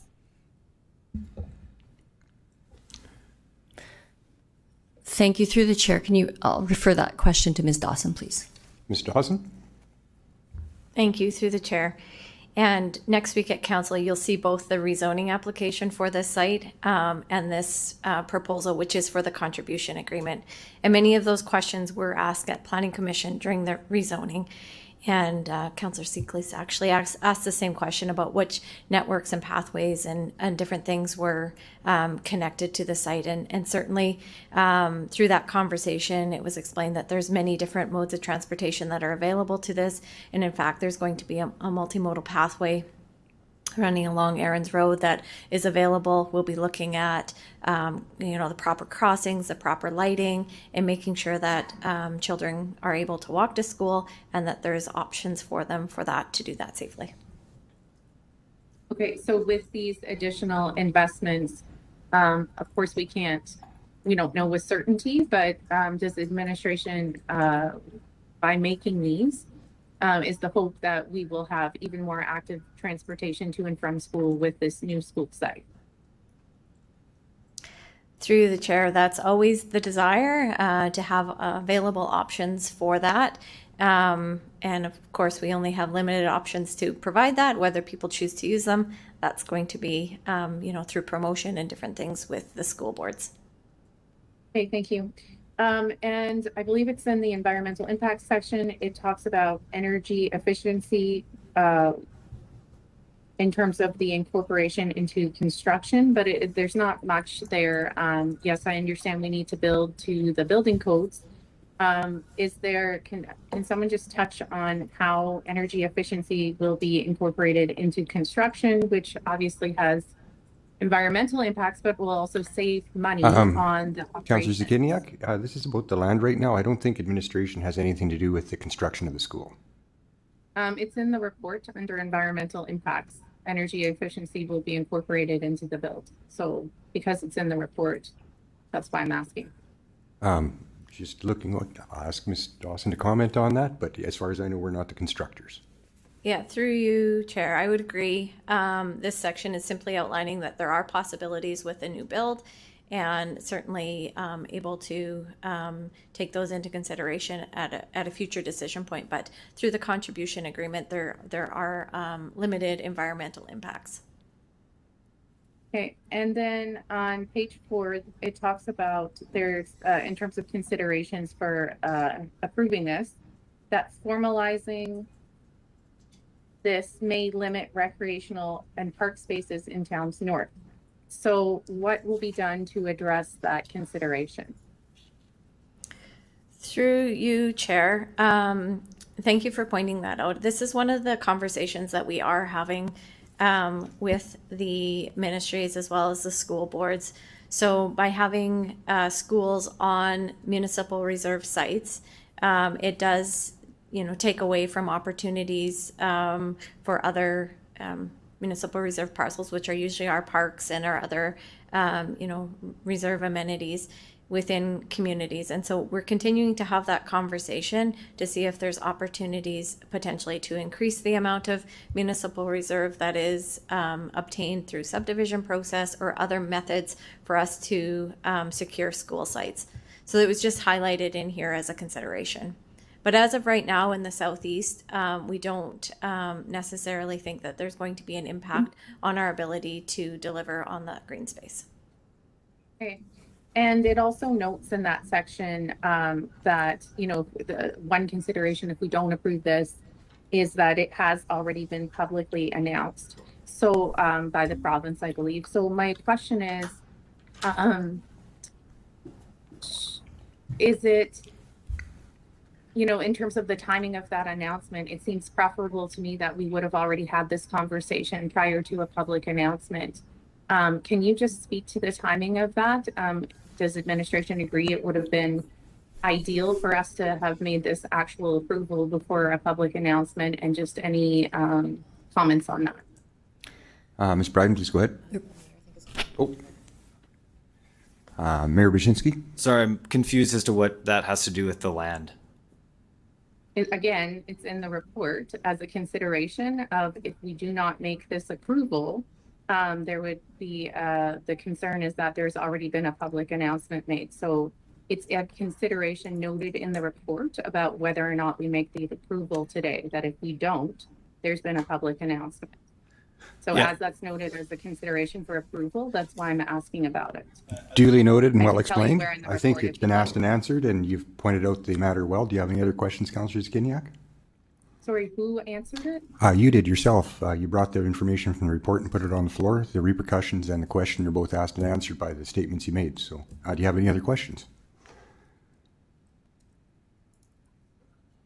Okay, it hasn't been asked and answered, but I guess I will then make a comment that the timing of us making an approval would be most appropriate before an announcement is made. And so that's something that I would like to flag for the future, whether that's a conversation needed with the province or otherwise. That's all I have. Thank you. Duly noted. Thank you. Councillor Turnbull, please go ahead. To the chair, I will re-ask Councillor Zakiniak's question because I think it's valid, and I don't think it is what has been summarized by our male colleagues. And I believe she... Gender has no influence on this discussion, and I'm trying to keep the meeting germane to the topic at hand and not gain any type of unnecessary attention. So please just keep it to the matter at hand. I will ask the question, and the question was, in the process of this report, how come it wasn't brought to us, council, before it got to the level of approval by the province? And I think that's a fair question. Like, in the process of this coming forward, how come it didn't come to city council earlier than having this second recommendation happen? And I think that's a fair question. Through the chair. So conversations about a school in the Southeast have been happening for several years, I'll say a couple. This report before you is a contribution agreement. So really we had to work through the memorandum of understanding to understand what that would look like. And had we gotten approval prior to actually understanding what the contribution needed to be, we would have had to find money somewhere else. So this report allows us to receive a contribution for our part in this work. So understand, I think the comments, we all understand that planning for schools has to, needs to improve. And we're all working collaboratively to enable that. And I think you'll see some very different steps being taken as we move through our new neighborhoods and communities as they come on stream. Yeah, thank you. I hope that answers your question. Thank you very much. Oh, please go ahead, Councillor Turnbull. Yeah, I think that answers the question. And I think what I heard, and maybe you could, is that the process is constantly under development, and maybe we could look at where certain steps happen so it's not such a conclusion by the time it gets to council. Thank you. Through the chair, yeah. The work is underway to streamline this, and this is the planning of schools is a province-wide situation, and we're working collaboratively with the province and other municipalities as well in terms of how this will move on as we move forward. Okay. I'm very supportive of the school and everything it represents. I do understand some hiccups with process, but it's hard when you're working with multi-levels of government, and I understand that as well. But I'm very supportive of the school and the site and the work you've done. Thank you, Councillor Turnbull. Councillor Rasevich, please go ahead. More of a comment. It just sounds like, Ms. Bryan, just what you're saying is sometimes we have to pivot on certain decisions and we have to move quick, and sometimes, yeah, I'm basically right. You have to pivot on, just like we were talking about planning the city. Sometimes if things come up, we have to be able to pivot on the spot, correct?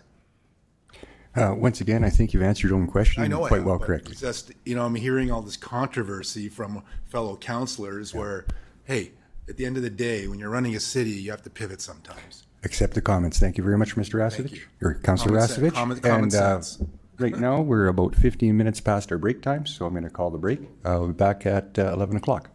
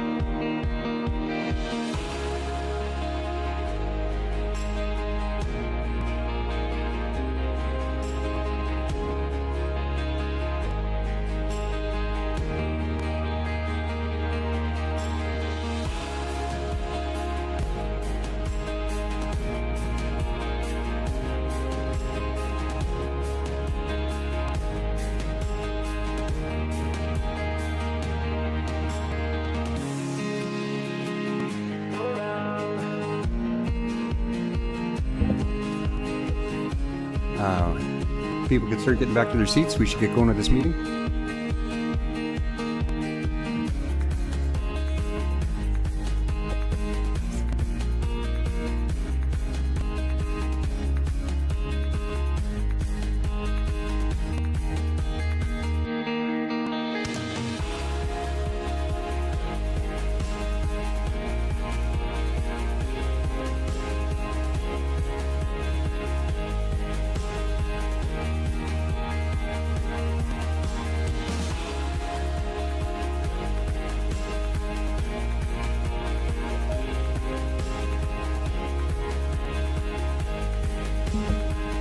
I'd like to call the meeting back to order, please.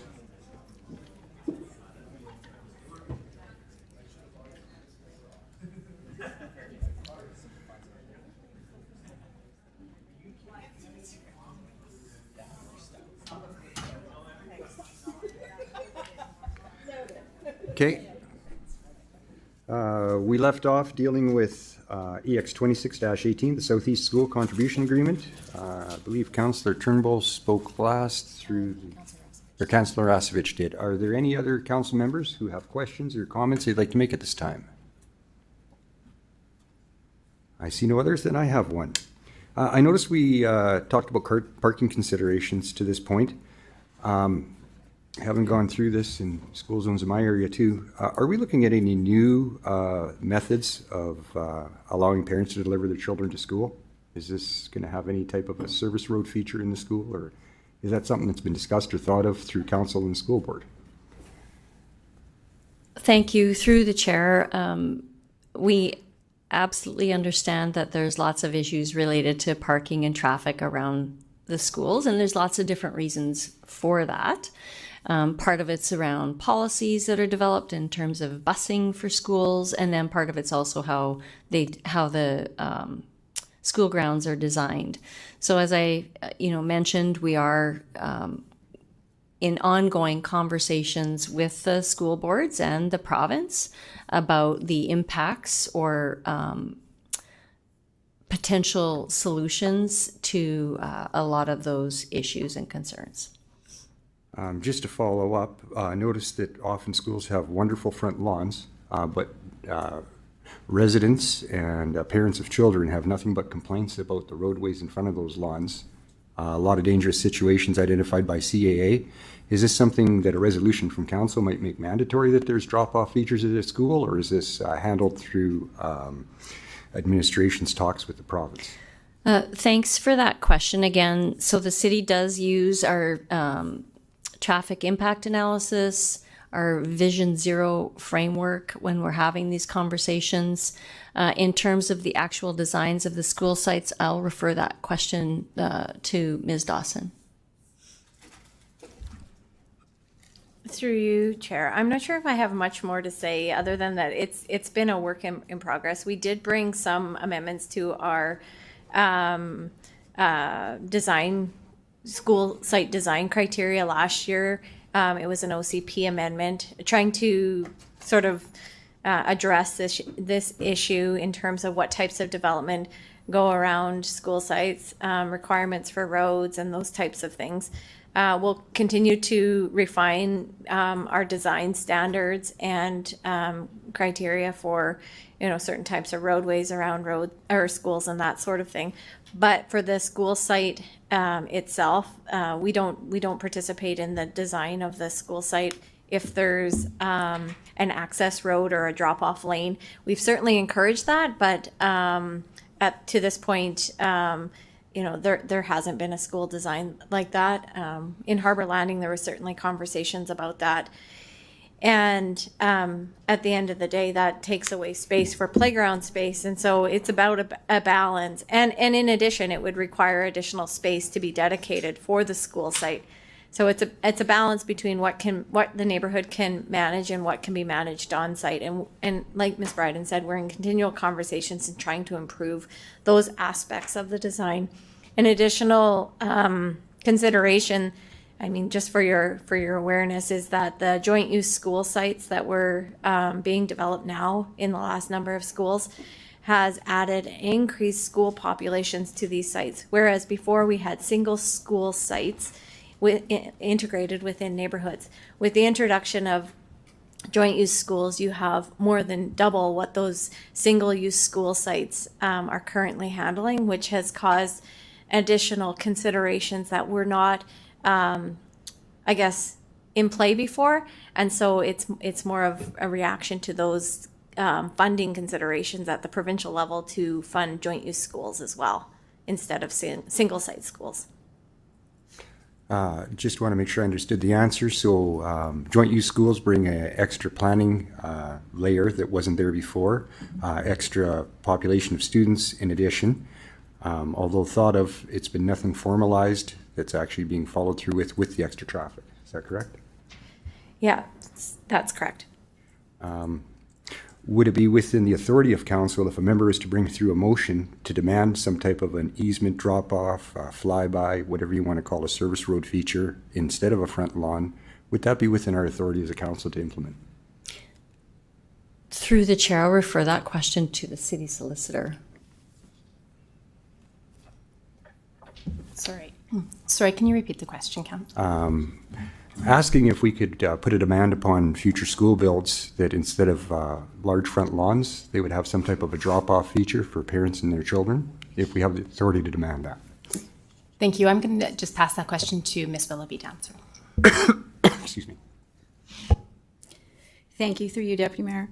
I think that might be something we would want to take away. There may be opportunity to put regulation through the zoning bylaw for those types of standards, but I don't know that we've specifically looked at that at this point. So whether it's within, certainly the city has generally authority to implement development standards in terms of regulations, so it may be something, but having not specifically looked at it, I don't want to give unreasonable hope that it's possible, but certainly something that could be looked at. Thank you very much. I have no further questions myself. I don't see any other. Oh, wait, there's a light right there. One more question from Councillor Burton. Thank you. Through the chair, is the city able to mandate any minimum parking requirements for staff for schools? That right now, does the school board or province have jurisdiction? Who decides how many parking spots are decided for a school?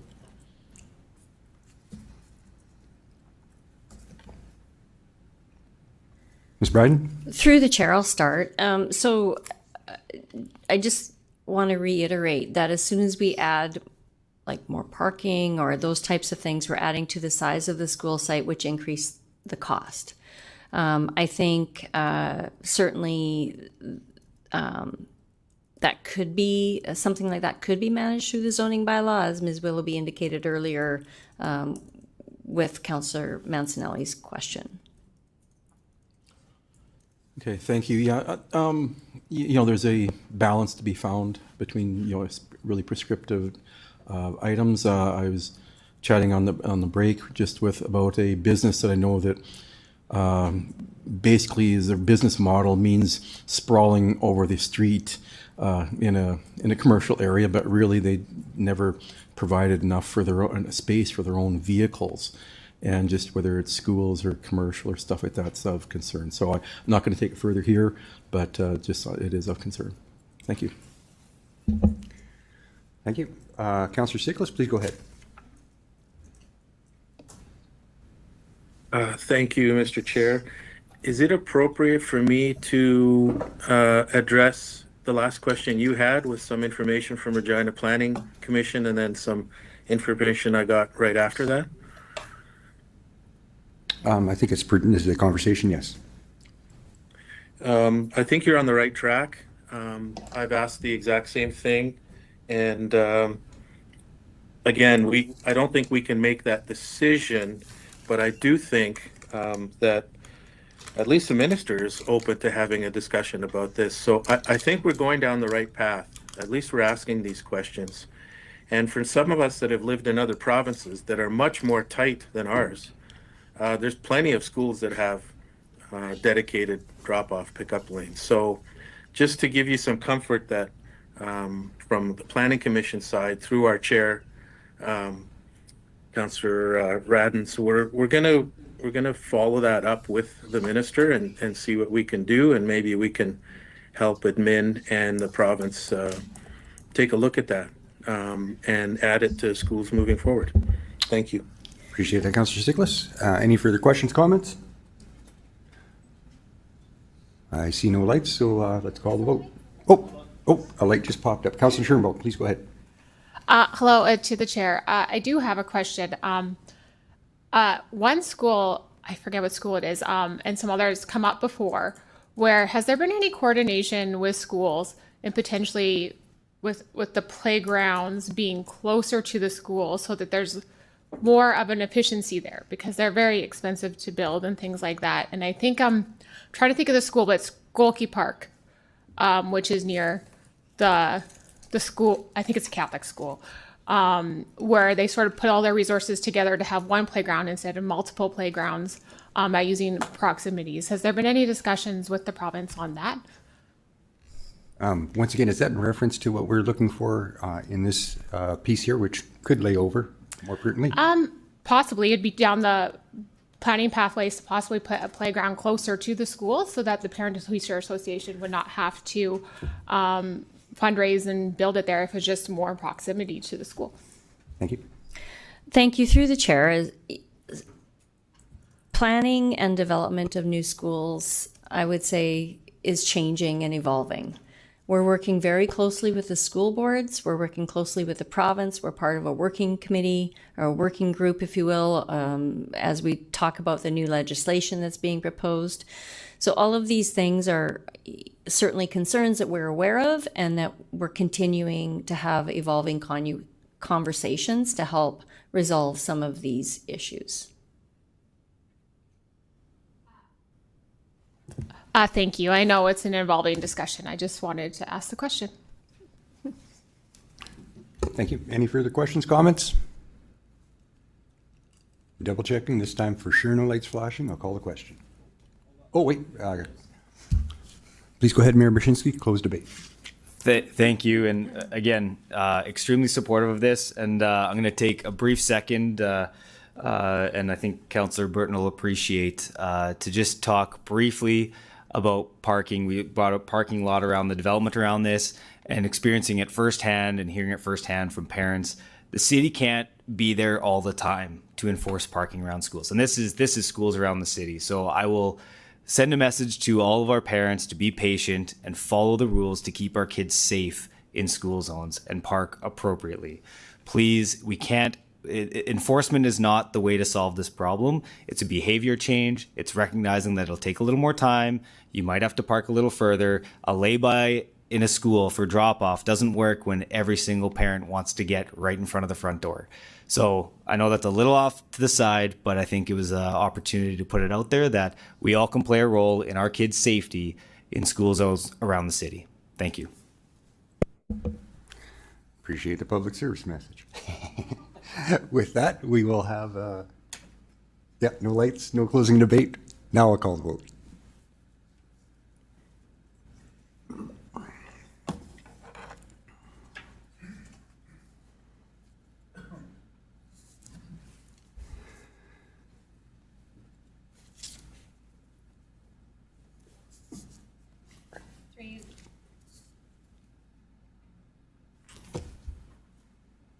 Through you, Deputy Mayor, the motion is carried unanimously. Thank you. We will now consider item EX 26-19, traffic bylaw amendments from the 2026 budget process. I'll ask a member of administration to please introduce the report. Mr. Doney. Good morning, Mayor and Council, and through the chair. Administration is bringing this report in response to some tough decisions made through the 2026 budget process. This report recommends changes to the traffic bylaw to realize the outcomes that were passed in December by Council. These changes include the following: increase to temporary street use permits, increase to parking ticket fines, increase to parking rates, and the removal of coin deposit options for paid parking downtown. The report has a secondary option for Council to consider, which would direct administration to create two different paid zones downtown: a main zone comprised of the center of downtown and a secondary zone on the outskirts of downtown. The main zone would increase the parking rate to $2.50 per hour as per Council's direction, while the secondary zone is recommended to lower the cost to $1.50 per hour. Lowering the cost in the second zone is meant to encourage more people to park while keeping the overall budget decisions neutral as Council has decided. So with me today is Faisal Kaleem, the Director of Community Standards, Chris Warren, the Director of Roadways and Transportation, and Vikas Ravada, the Manager of Traffic Engineering. We are available to answer any questions you may have. Thank you, Mr. Doney. Can I have a mover for the report? Mayor Brzezinski, any comments or questions, Mayor? Yeah. Oh, it's on. Through the chair. Thank you. So right out of the gate, I'd like to move an amendment, and I think the clerks have the amendment ready. So the amendment I'd like to make is to adopt option number 2 as outlined in this report and as mentioned by Mr. Doney, as well as approve an amendment to the Regina Traffic Bylaw, 1997 Bylaw number 9900 Traffic Bylaw, to incorporate any and all necessary bylaw amendments required to allow for the implementation and enforcement of a prepaid parking voucher system, which includes the following features. Delegated authority for the manager parking services to sell and issue a prepaid parking voucher, which allows holders to park in a paid parking zone for a period of 1 hour per voucher, with the vouchers displayed in the vehicle, with the vouchers being sold in batches of 5 vouchers for $13.75, and includes a limitation that only allows the use of prepaid parking vouchers for a maximum of 2 hours with a fine amount of $75 for violations. Point 3, direct the city solicitor to prepare amendments to the traffic bylaw as further described in Appendix A and these recommendations to be brought forward to the meeting of City Council following approval of these recommendations by City Council, and for approve these recommendations at its meeting on March 11th, 2026. Thank you, Mayor. City Clerk has comments. Through you, Deputy Mayor, I just wanted to procedurally make it clear what is happening right now. So the mayor moved concurrence, which is the recommendations that are contained within the report. And separately, he has moved this amendment to complement the motion of concurrence. That's the main motion on the floor. So I just wanted members of the committee to understand that this isn't the main motion that's on the floor right now. This is an amendment to the main motion. I just want a clarification as well. In administration's explanation, they talked about a 2-tier parking system that was noted in the meeting, but not part of the recommendation by administration, or was that part of administration's recommendation? Please go ahead, Mr. Downey. Through the chair, because council approved certain rates during the budget deliberations, we didn't recommend one or the other, but we do support this as being option number 2. We think that's a better way to move forward. So we're trying to find that fine line of not going against what council approved during the budget process, but option 2 is a good way to go. So option 2 with the amendment from the mayor is what takes the precedent on the floor right now. Appreciate that. And I do see questions. First up, Councillor Burton. Oh, sorry. Oh, sorry. You still want to speak to your amendment? Yep. Yes, go ahead. So first, thank you to administration for working quickly with me. I think many of us received many questions, comments, and otherwise as the communications went out about removing the coined parking meters. And they're valid concerns. And we want to make sure that there is an accessible option to all residents for parking where there's a need to pay for parking. So I appreciate the feedback from residents who reached out to explain their situation, and I appreciate the quick work with admin to try and find an option for those folks. So as I mentioned in the amendment, it's quite a simple, cost-effective solution to ensure that folks that may not have a cell phone or may not have a credit card available will still have an option to be able to park at previously where there was coin meter spaces. Again, we will, and if there's any questions, I know I've been working with admin, they'll be able to answer, further technical details.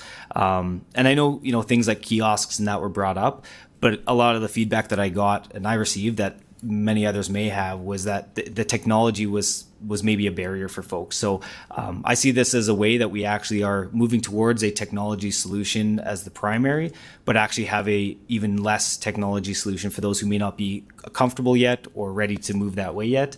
And so I think this finds a balance for both of those worlds, and also again enables everybody access to parking in that way. So with that, appreciate any questions.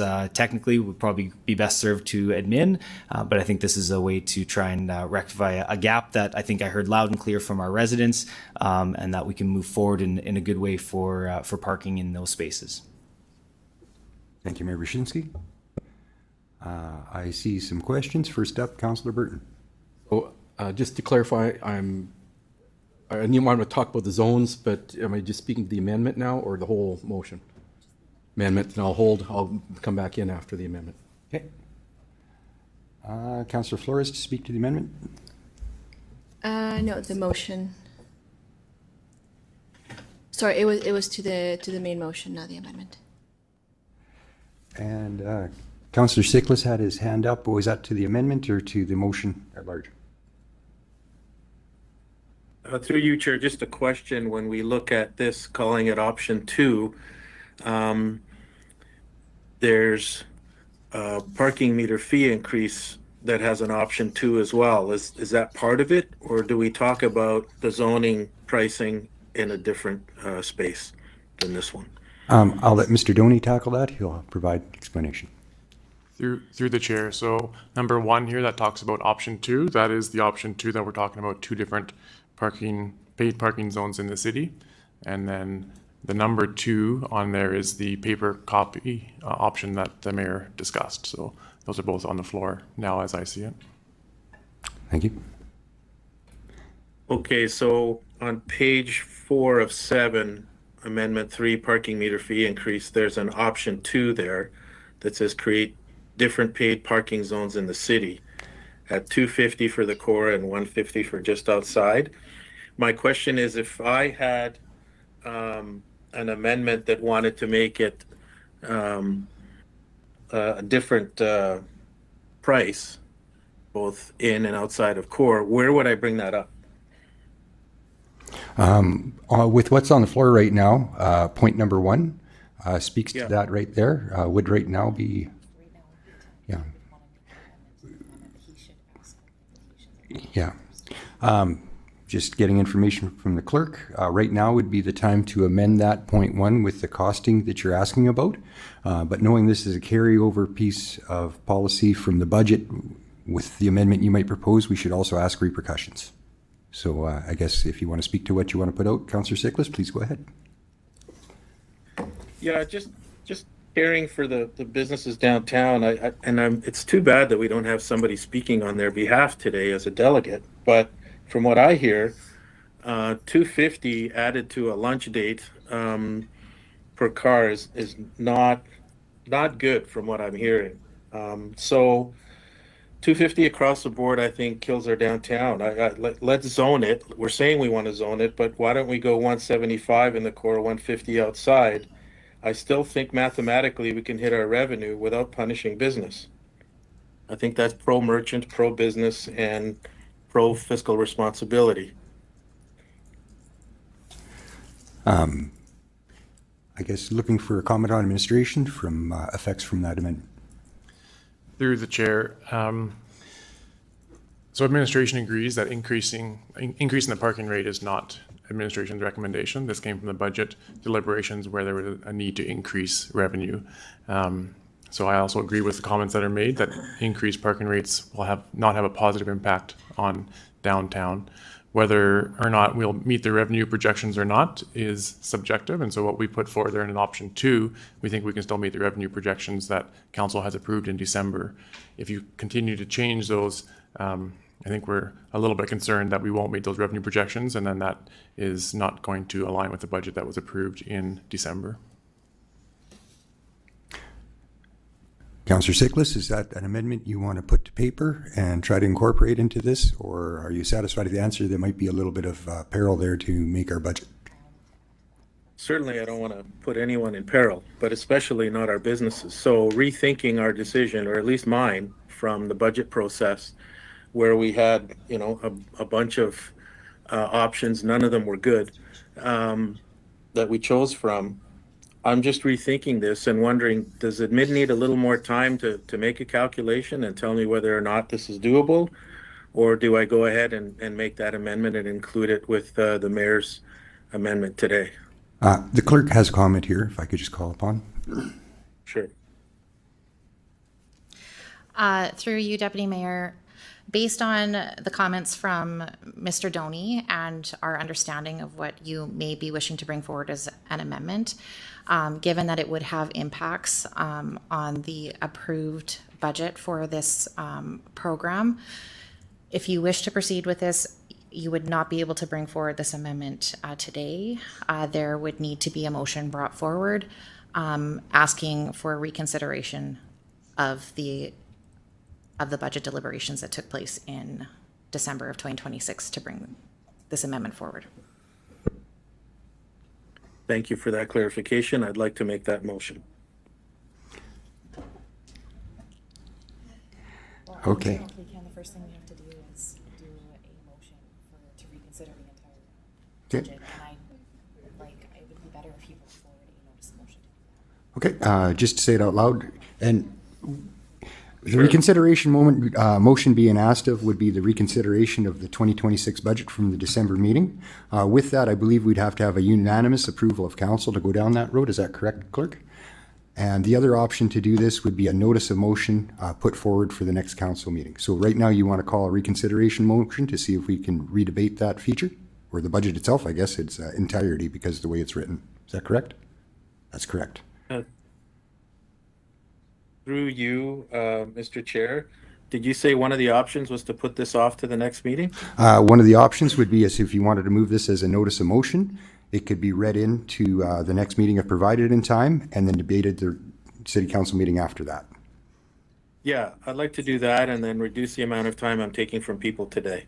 Okay, so we'll go ahead with the matter at hand as it's laid out at hand for the vote right now. And for the change you want to make, you'll do it from a council member's authority of a notice of motion.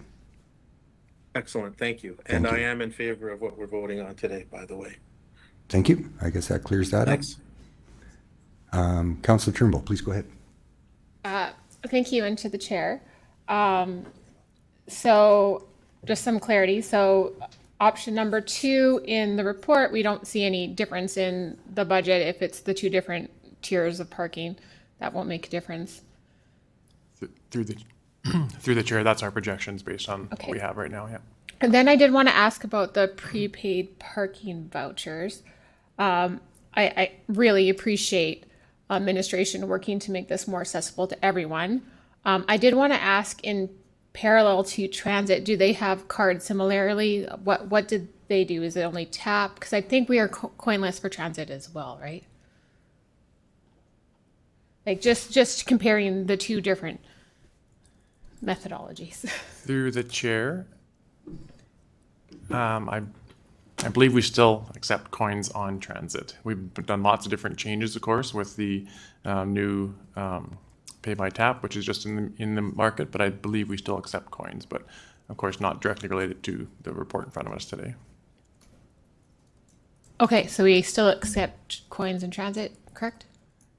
Through the chair, I will, yes, we do. Okay, thank you for that clarification. And then so number 2, would they come to City Hall to get the prepaid parking voucher, or how does that work? Where do people go?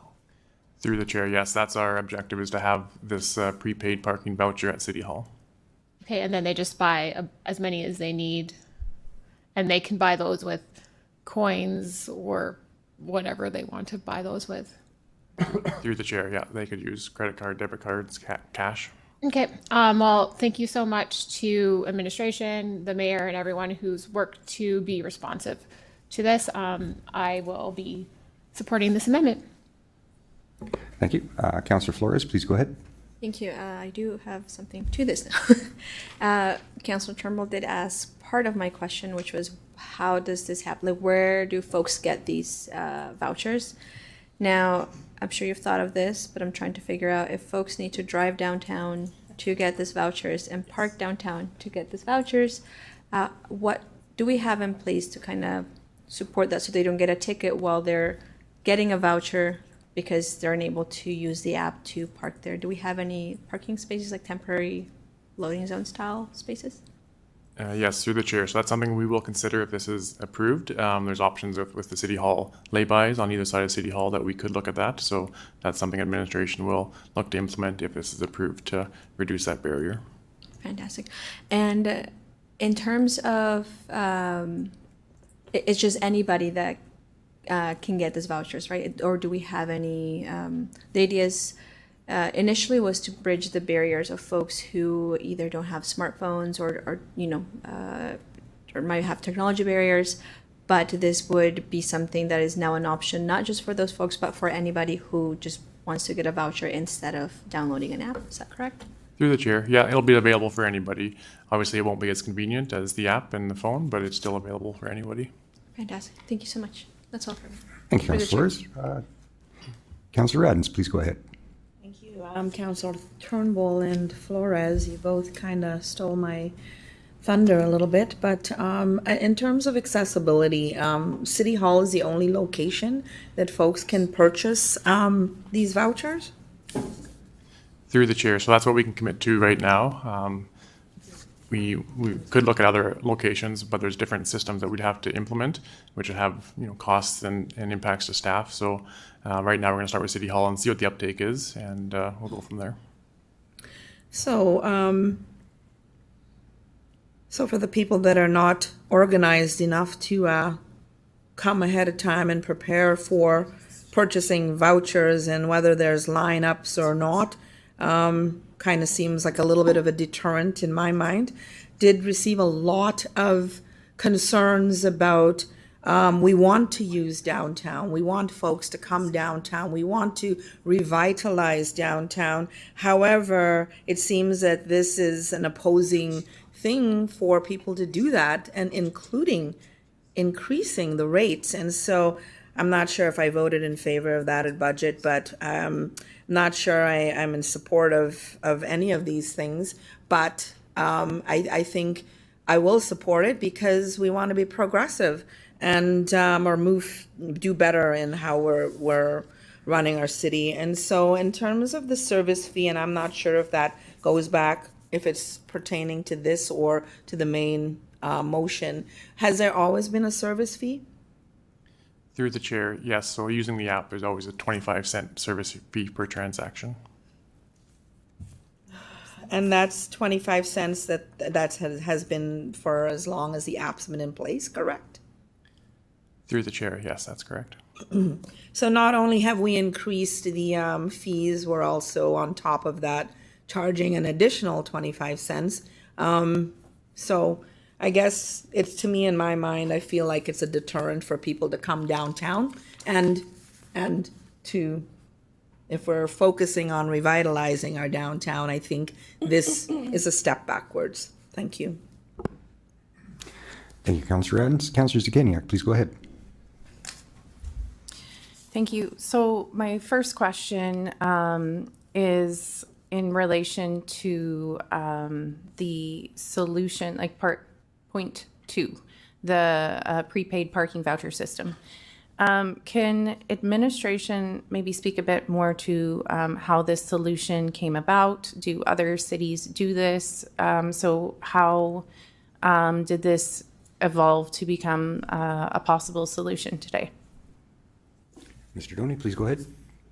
Through the chair, so administration anticipated that there'd be some concerns with residents, because this is a large change management process that's happening very quickly. And so other cities have done this, and they have implemented something like this, a paper copy or paper version, with very low uptake generally with other cities, but there's something that's still available. So we were able to pivot and make a change quite quickly, if approved by executive committee and council, to provide another option for residents. Okay, so you said, yes, this is, other cities have this solution or something similar in place, but it's not generally utilized, highly utilized there, and from our knowledge. Through the chair, that's correct. Okay. Okay. And so when is this supposed to clarify what this is? Well, I guess all of these recommendations. So if they are approved at council on March 11th, when would they actually come into effect? Please go ahead, Mr. Noy.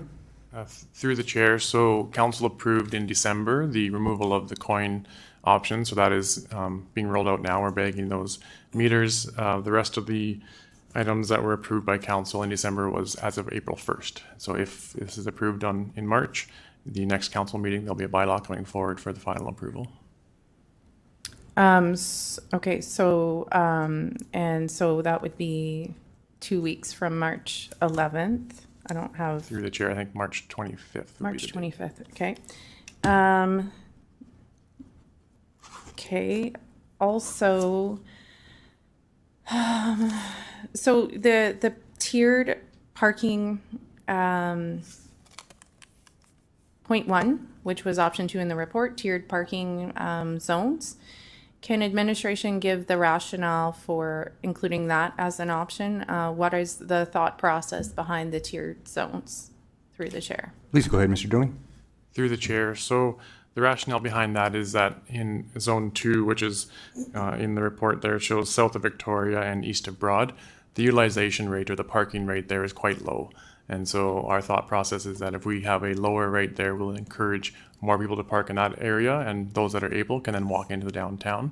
And that's why the revenue would be equal to what council has approved. So we're trying to increase parking utilization by lowering the rate in those areas. Okay, sorry, you said, so, because what passed in the budget was the $250 for all parking meters, right? That was what passed, and then this is a new option, correct? Through the chair, that's correct.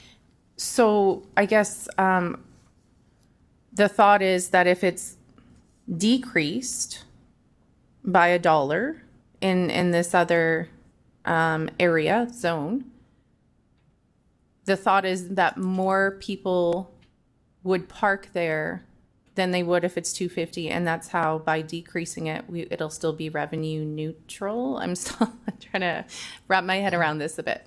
Through the chair, that's correct. So the parking rate right now is $2, and so we're actually going to decrease it from even today's rate. So it'll be cheaper than it was today to park in those zones if approved, and we are expecting that residents will choose to park there instead of downtown and increase the utilization in that area and not have an overall negative impact on the revenue projections that council approved. So, okay, and so I understand that piece of it.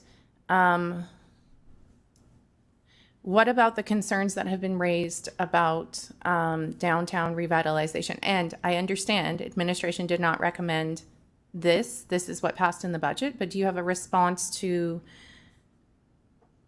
that? So the other proposed solution doesn't cover that. Like the downtown revitalization piece is just an unanswered concern with this solution, just to be clear. Through the chair. So there is an option that you can park just outside the downtown and walk in, but still I will highlight that, yes, there are concerns with the downtown and increasing the parking rate. From a parking policy perspective, it's not positive. Our parking utilization is low already, and so we don't see this as a positive for the downtown, but it is tough decisions that council had to make during the budget time. Okay, and what if the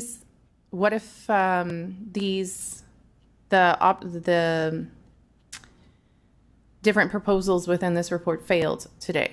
What would be the repercussions of that if this all gets voted down? Through the chair. So if the entire report gets voted down, we will not meet the revenue projections and the budget will have a variance. If what's on the floor here gets voted down, we will not have two different zones for parking, and we will not have a paper option for residents that choose or do not have a cell phone. Okay, there was some talk about the Regina Downtown Business Improvement District. Have they had the opportunity to give their feedback on the report? Have they been asked to? Through the chair, because council made the decision in December, there has been no engagement and no feedback requested from the downtown bid or for others. I'll just ask Mr. Kleem if that's accurate or if there's been some side conversations that we can share. Please go ahead, Mr. Kleem. Through you, Mr. Chair. So as Mr. Doney said, we didn't do like a formal engagement process. However, we have been in contact with the bid and others just in terms of implementation of this and rollout and things like that. So it's not been a formalized engagement process, but we are working with them. Okay. And I didn't ask about the amendment because the amendment, like, obviously they wouldn't have seen that in advance. What would be the repercussions of tabling all of it to the, I suppose then that would be to our next executive meeting? I understand they were supposed to be rolled out April 1st. If we tabled all of it so that there was time for additional consultation, what would those repercussions be? Through the chair. So council has made the decision to not have coins downtown. So I think we would still keep moving in that direction unless there was some explicit direction not to do that.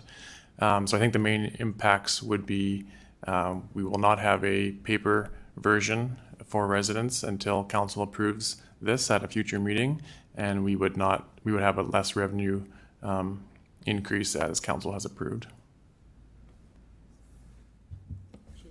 Okay.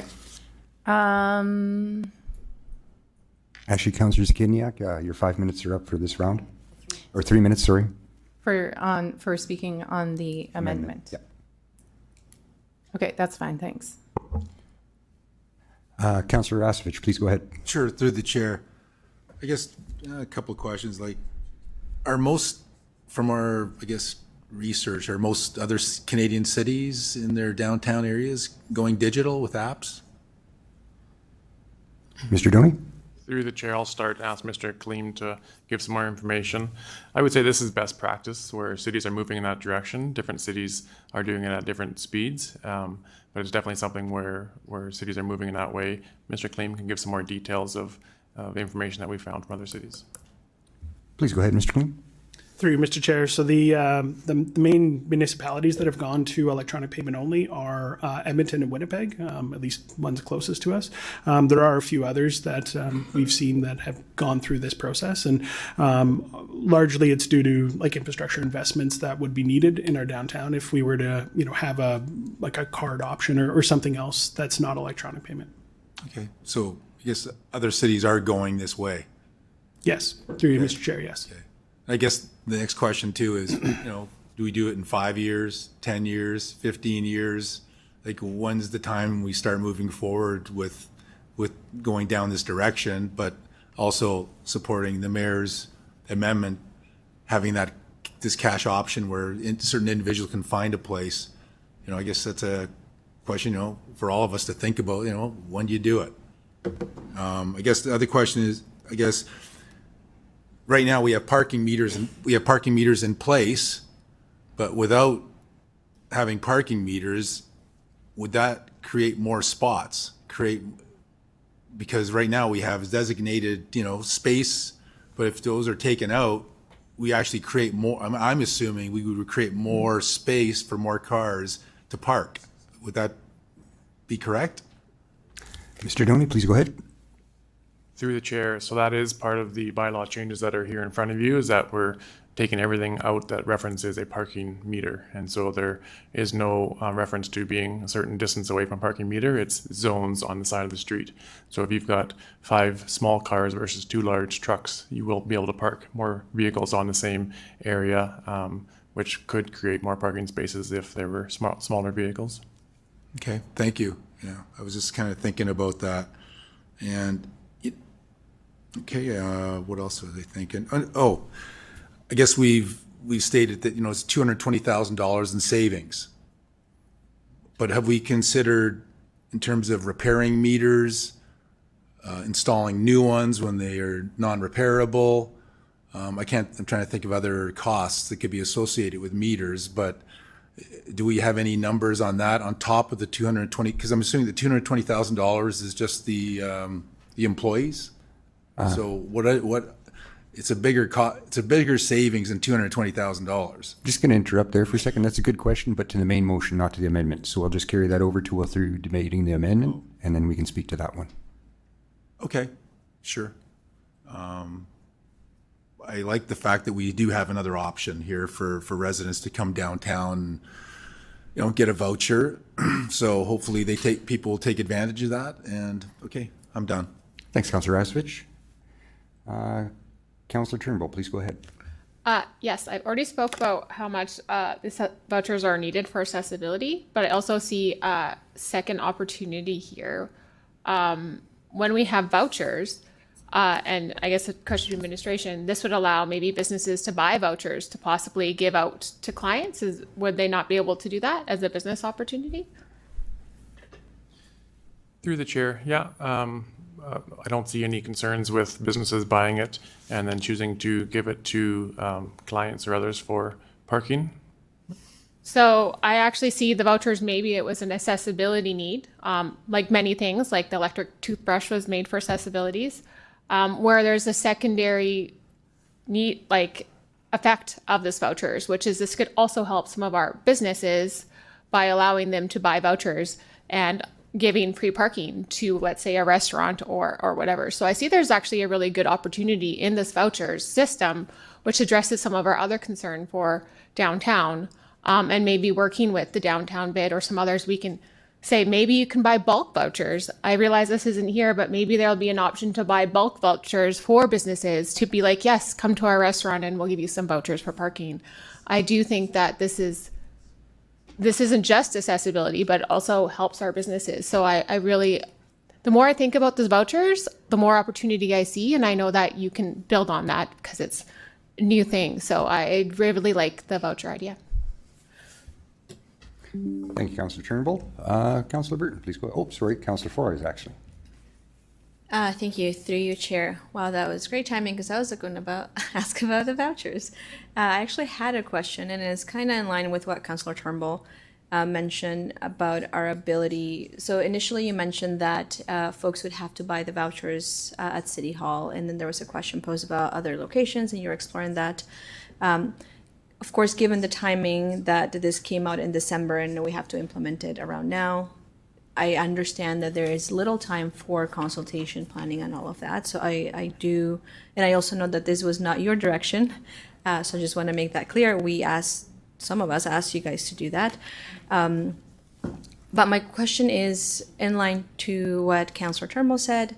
Do we have the ability, I know she presented the option of businesses buying the vouchers, but as we do this, is there, do we have the ability to work with the bid so that both the bid and different businesses can be point of sales for these vouchers as a way to, again, and what made me think about that is I used to frequent this business downtown. Whenever I had an appointment, they usually gave me parking money as part of their service. So this kind of is in line with that. So is that something that we could implement beyond just asking businesses to buy the vouchers?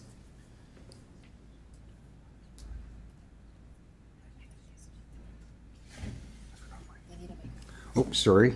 Mr. Doney, please go ahead. Through the chair, I think it's something we can definitely consider. Once again, we don't expect a lot of uptake because they're not that convenient versus the app, but I don't think there's any barriers that I'm aware of that would not allow us to consider that in the future. Sure. Thank you. And yeah, just speaking to that, initially when the idea is that folks can only get these at City Hall, it is, there's a lot of friction from actually getting that voucher to using it. Again, if we're here now, I don't think is a good idea to reconsider the whole budget for this purpose. But if we're able to provide more options where folks can get these vouchers, not just at City Hall, but anywhere downtown, I think it might reduce that friction. And even not just for folks that don't have a smartphone, but for folks that, you might be at a business and you know that you come downtown often, you can pick up your vouchers there. I think is a solution to an issue that unfortunately came out of a decision that was made at budget. But I hope, and I feel like administration is in the right track to find ways to reduce the friction and the issues that people might find with this. So thank you. Through the chair, that's all for me. Thanks, Councillor Flores. Councillor, there wasn't a question. That was kind of an ending statement. Correct. Councillor Burton is up next, and let Councillor Fro, I know he has his hand up online, so he'll be after Councillor Burton. Please go ahead. Thank you, through the chair. I do support the voucher program to enable people without smartphones to be able to access parking downtown. Good job with the creativity on that front there. I do want to compliment administration. I would just like to describe for people at home, or get the administration to describe at home, the Zone B that's being described there so people at home can understand where that is. Mr. Doney, please go ahead. Yeah, through the chair, there's a map, and I will explain what that map looks like. So south of Victoria, where there are existing parking meters, would be part of Zone B, and east of Broad Street, where there are existing parking meters, would be also part of Zone B. Thank you. My family has parked in Zone B many times south of Victoria and walked. Yes, Councillor Burton has walked, and his family, to restaurants, then on to other downtown events, and then stopped at a bar on the way back to the car. I am surprised at the pushback at two-zone option because again, commend the administration on their creativity to meet the budget restraints but still provide options here with that.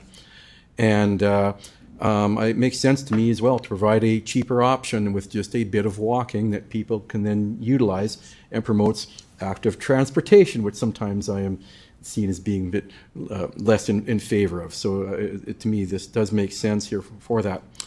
But I am not prepared to go back on eliminating coin. I'm not prepared to open up the budget, and I do appreciate Councillor Turnbull's idea of opening this up to businesses to be able to promote the parking downtown, and it makes a lot of sense to me that this does seem like a well thought out plan, and appreciate the amendments and motions that we've got here. Thank you. Thanks, Councillor Burton. Councillor Fro, please go ahead.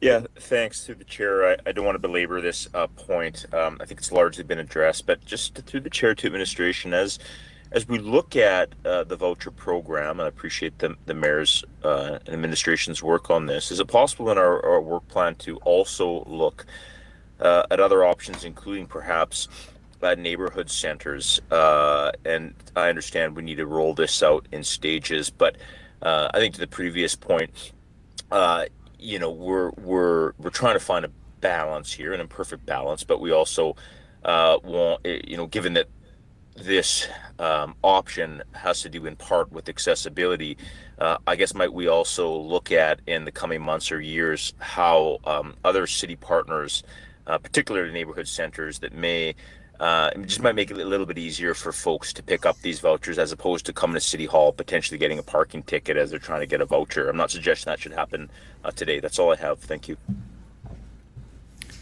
Thank you, Councillor Fro. Councillor Radens, please go ahead. Just my question might be. Sorry, through the chair. I'm just looking for administration to comment on that Oh, question. okay. I took that as a statement from before. Okay, please go ahead, Mr. Doney. Through the chair. So it's definitely something we can consider. As mentioned, we don't expect a lot of uptake for these, but if we're wrong with that, there's something to consider. As far as our leisure centers and items like that, we've got some concerns with different systems in place. So we'd have to consider if the investment is worth the value. And of course, neighborhood centers and items like that are other things that we could consider. But nothing's off the table, and I think we would make those decisions and recommendations after we see what the uptake is. So thank you. Just in closing then through the chair, is it fair then that you'll at some point in the future then, Mr. Doney, will report back to us on what you've found and any future recommendations? This doesn't require sort of any formal request. You're planning on reporting back on options, including but not limited to neighborhood centers or leisure centers? Through the chair, I would recommend just leaving that with administration, and we would see what the uptake is. We could provide information informally to council through an email if we plan to roll it out or if we have barriers that are restricting that from happening. Okay, that's great. Thank you, Curtis. Appreciate it. Thank you, Councillor Fro. Councillor Radens, please go ahead. I'm not certain if my question is going to be pertaining to the Amendment or the motion? But I will go ahead and ask it. And so in the report, it indicated that there are 3 positions that would be affected by this change. I think that might be a bit more centered on the main once we're past the amendment. Yeah. Yeah.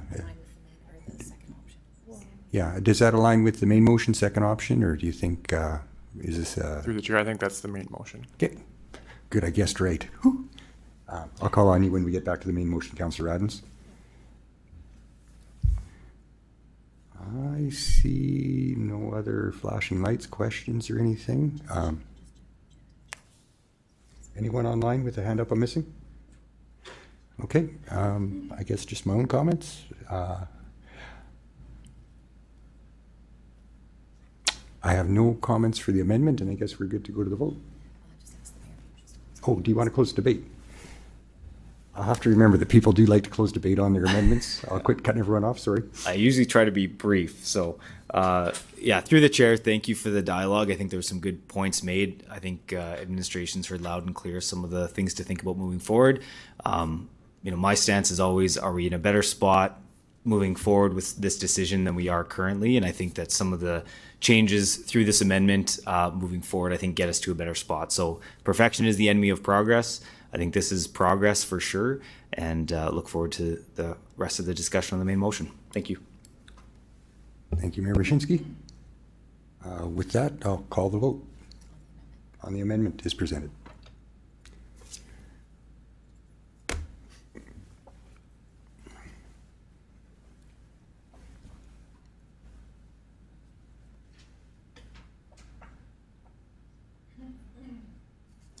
Through you, Deputy Mayor, the amendment is carried unanimously. Okay, with that, we'll open it up to the main motion as amended. I know we got a couple councillors that had some pertinent items. I think that, I'm not sure how I start, or do I start with the mover again? Okay. Okay, well, I'll go back to Mayor Wyszynski then to start with.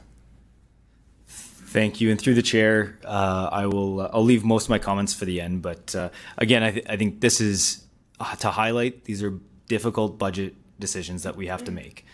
And I think we're all coming from a place of trying to move forward.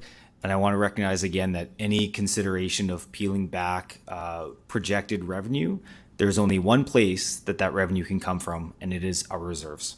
That is it. We made a budget decision. That is the lever that we have to pull.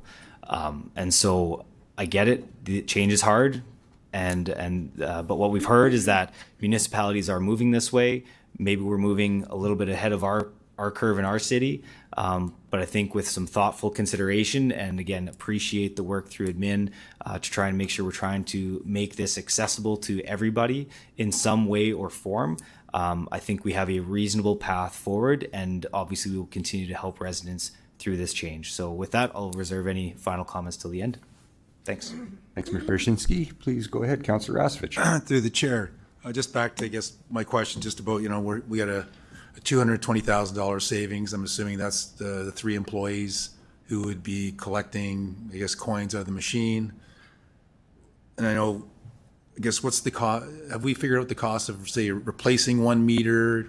How many meters do we replace over the course of a year, and what that cost is? Because obviously, or what are there any other costs that we haven't thought of that could be on top of the $220,000 in a year? Mr. Doney, please go ahead. Enlighten us. Through the chair. So yes, the $220,000 that is expected to be saved is the operating cost savings and primarily the employee costs.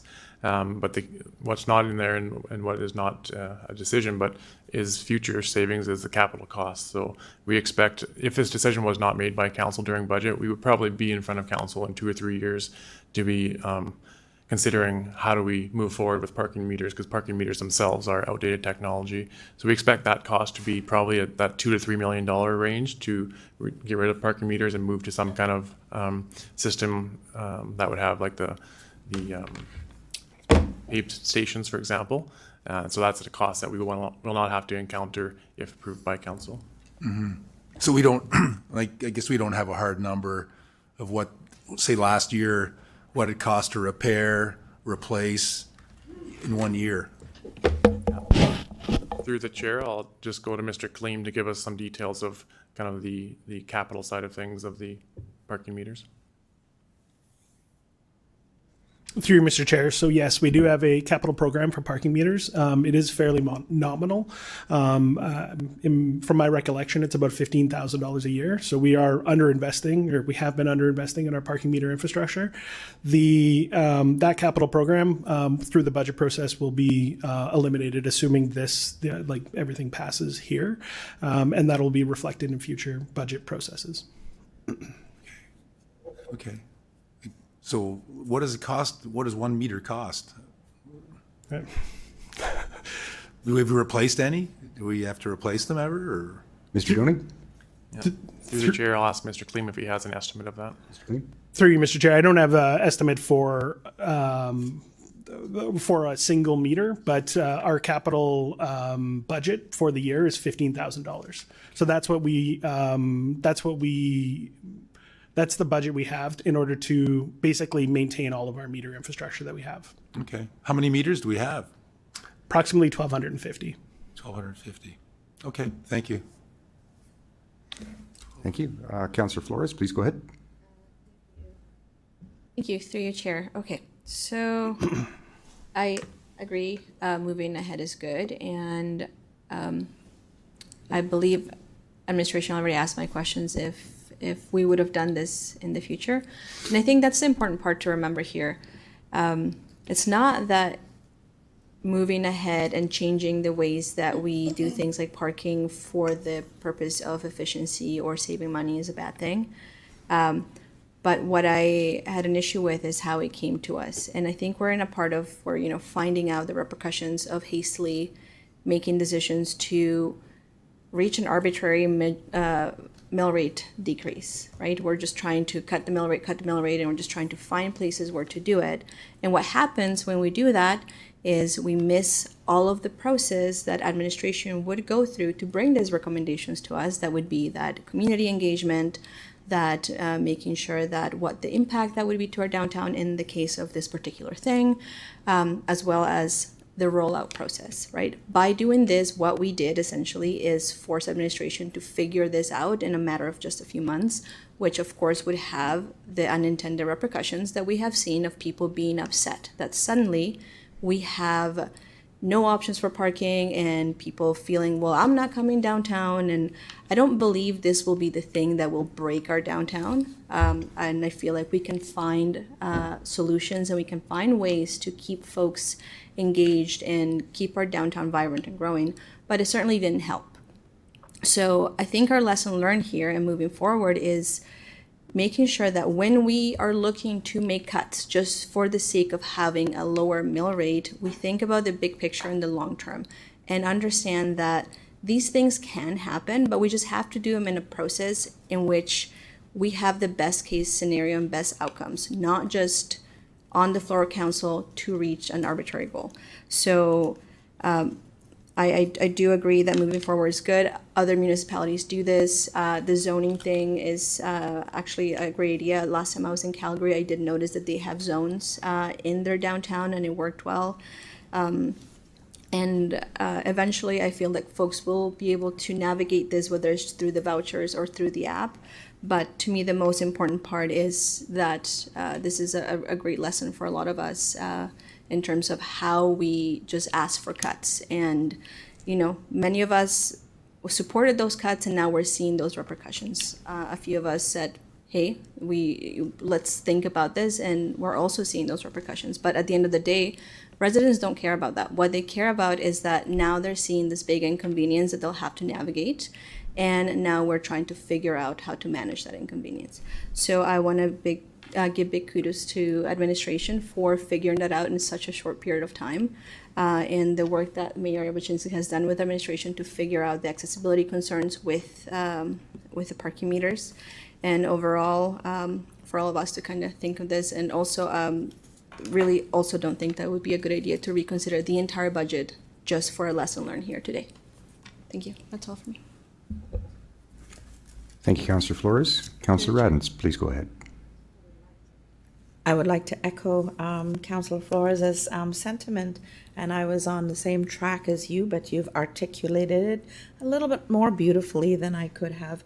And so I think that the lesson learned for sure is my concern was that it took away from the consultation with our community and input from downtown and warehouse district and the bid as well. And so I think for going forward, we need to be a little bit more considerate in our decision making when it impacts our community, and especially with, I mean, I've heard from so many people about comments I've made earlier about not wanting to come downtown. And because of this, because it's not being, folks don't want to make it here or come downtown because, and now it's just an added thing that prevents them from doing that. But yes, progress is important. So to address the report that stated that there would be 3 positions that are affected from this, and the QP21 was notified of that. And so my question would be, is how does that affect these employees? And do they still have the option to continue work at the city? Or is it just That's the savings we get with $220,000. So tough question, but needs to be asked. Mr. Doney, please go ahead. Through the chair, so yes, 3 employees were impacted by this decision because, of course, we don't need to have employees walking around picking up coins if that's not going to be an option. However, we followed this collective bargaining agreement, and the city has lots of different opportunities for employees, and those 3 employees are still employed by the city of Regina. Great, good news. Thank you. Oh, I guess that's it. Councillor Zakiniak, please go ahead. Thank you. I just wanted to touch on the other changes that passed during the budget. So the amendment addressed some of the concerns that have been brought forward. I just want to hear from administration in terms of the increase to the temporary street use permit. Did administration have any flags on that change that, so I just wanted to give the opportunity for administration to give their perspective on that particular change, if you have one. Please go ahead, Mr. Doney. Through the chair, I'll start and then ask Mr. Warren if he has any more information or concerns.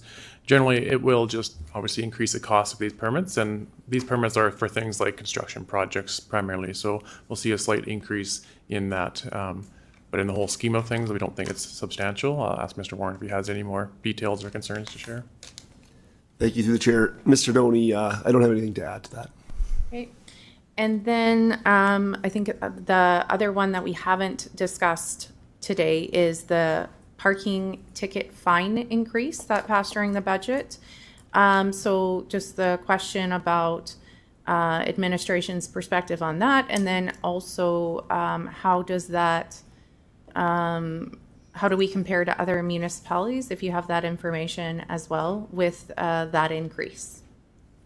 Please go ahead, Mr. Doney. Through the chair, I'll start and then ask Mr. Kleem to give some more details.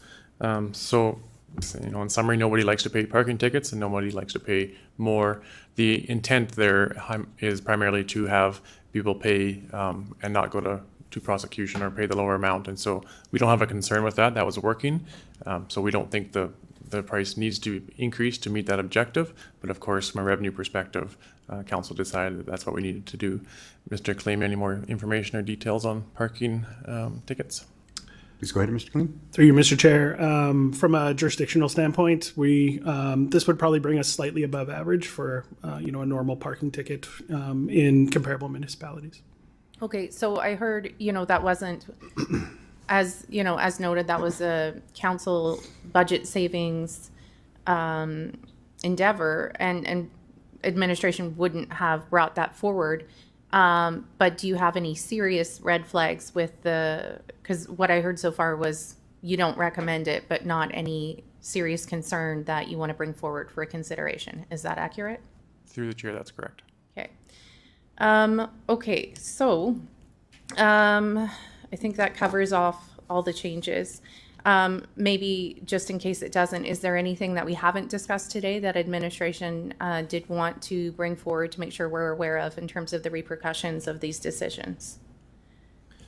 Through the chair, there's nothing more to discuss. I just want to encourage council to reach out to administration. We're here to support you guys in your decision making. And of course, Parking Services is hearing lots of feedback also. So I want to thank them for all their hard work, including Mr. Kleem and his team. Thank you. Okay, so I also appreciate the work that was done in terms of the amendment to address some of the concerns that have been brought forward. One of the reasons I voted against the budget is because there were many decisions made, sort of as Councillor Flores articulated, in an effort to bring the mill rate down, but we didn't, there wasn't the opportunity to fully understand the repercussions of those, nor engage with stakeholders and community members. All in all, I think the changes that have come forward today are an improvement over what was passed in the budget. I'm not sure yet in terms of how I'll vote on the overall report, but I certainly appreciated the amendment. Thank you. Thank you, Councillor Zakiniak. Councillor Turnbull, please go ahead. Thank you, and to the chair. I guess as a general statement. Like, if we were to vote down to this, the money would have to come from our reserves, or we would have to reconsider the budget. And when we did pass the budget, I don't think anyone here was happy with every decision in the budget. And if we were to reconsider it, we'd be looking at a tax increase or taking money from a general reserve if we were to look at this. But would we also not be open, if we opened up the budget, would we not be looking at everything all over again? Can I ask that question?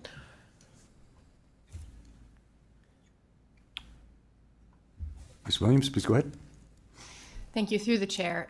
Yes, if we open up the budget again, essentially the entire budget is back on the table and open for discussion. And I really don't think everyone here at the table was happy with every item on the budget.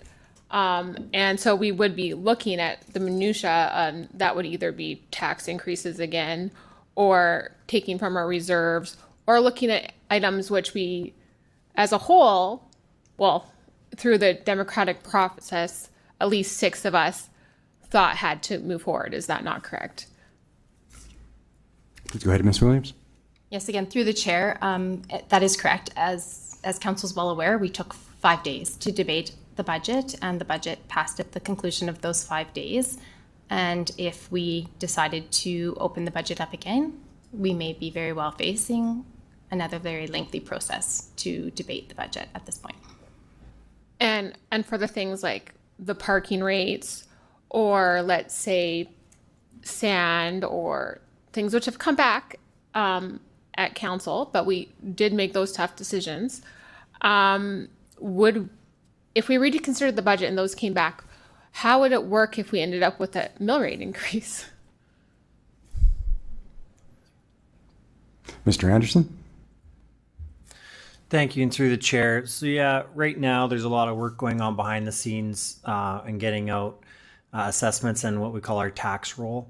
If we were to reopen budget, obviously all of that stuff would have to stop. It would put tremendous operational pressure on the team, and we would have to investigate what that would mean in terms of even being able to spend money.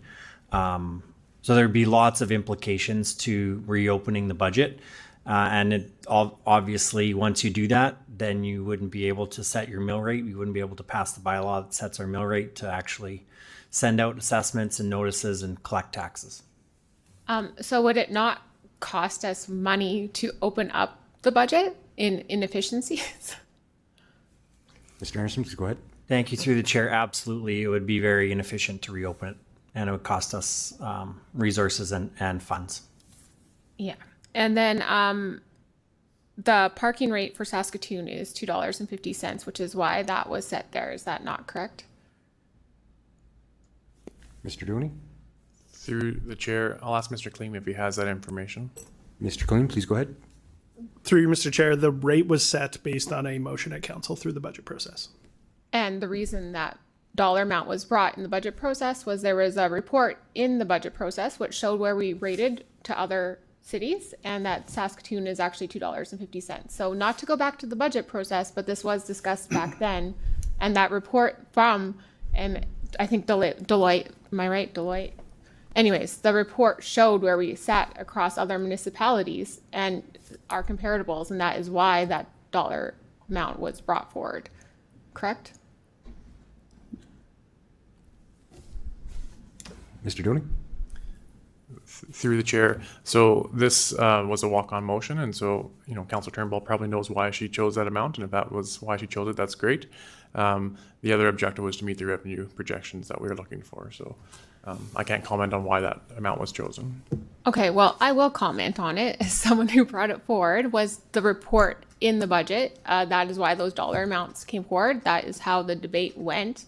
I do appreciate now we are sort of doing the consultation after the fact. I also appreciate the flexibility in the zoning and the consultation, and maybe we can look at these vouchers as opportunities, or maybe we could even look at bulk purchases.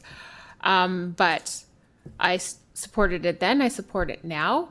If anything, I understand that for us not to support this, we would be having, it would come from our our general reserves, it would possibly come from that. I think there's things we can do, and I appreciate the flexibility the administration has provided on this. So I very much support that. And yes, thank you for being flexible. I think that we've heard a lot from a lot of residents on things that didn't work well in the budget, but we made the tough decisions. We had a high tax rate as a result of it, and it is where we are.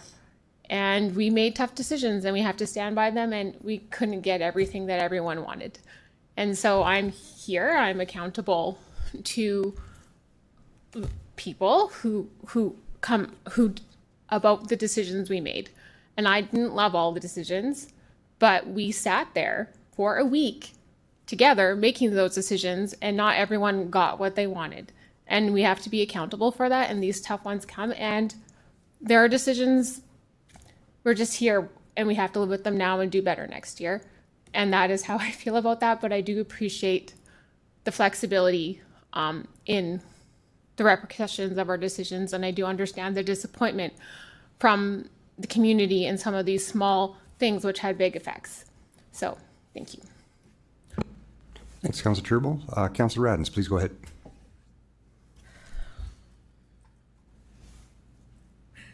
So budget, we'll go back there since we're talking about it. Yes, 5 days, 58 to 60 hours. And the consequences, as already mentioned by the CFO, hours, resources, funds, I personally do not want to go down that road again until the next budget cycle. So let's move on. Thank you. Appreciate that, Councillor Radens. Any other questions from our online? No, I don't see any. I do have one question. Understand the savings in manpower from emptying the meters. Also, having been through the water meter, I understand that meters have a life use to them, a shelf life, so to say.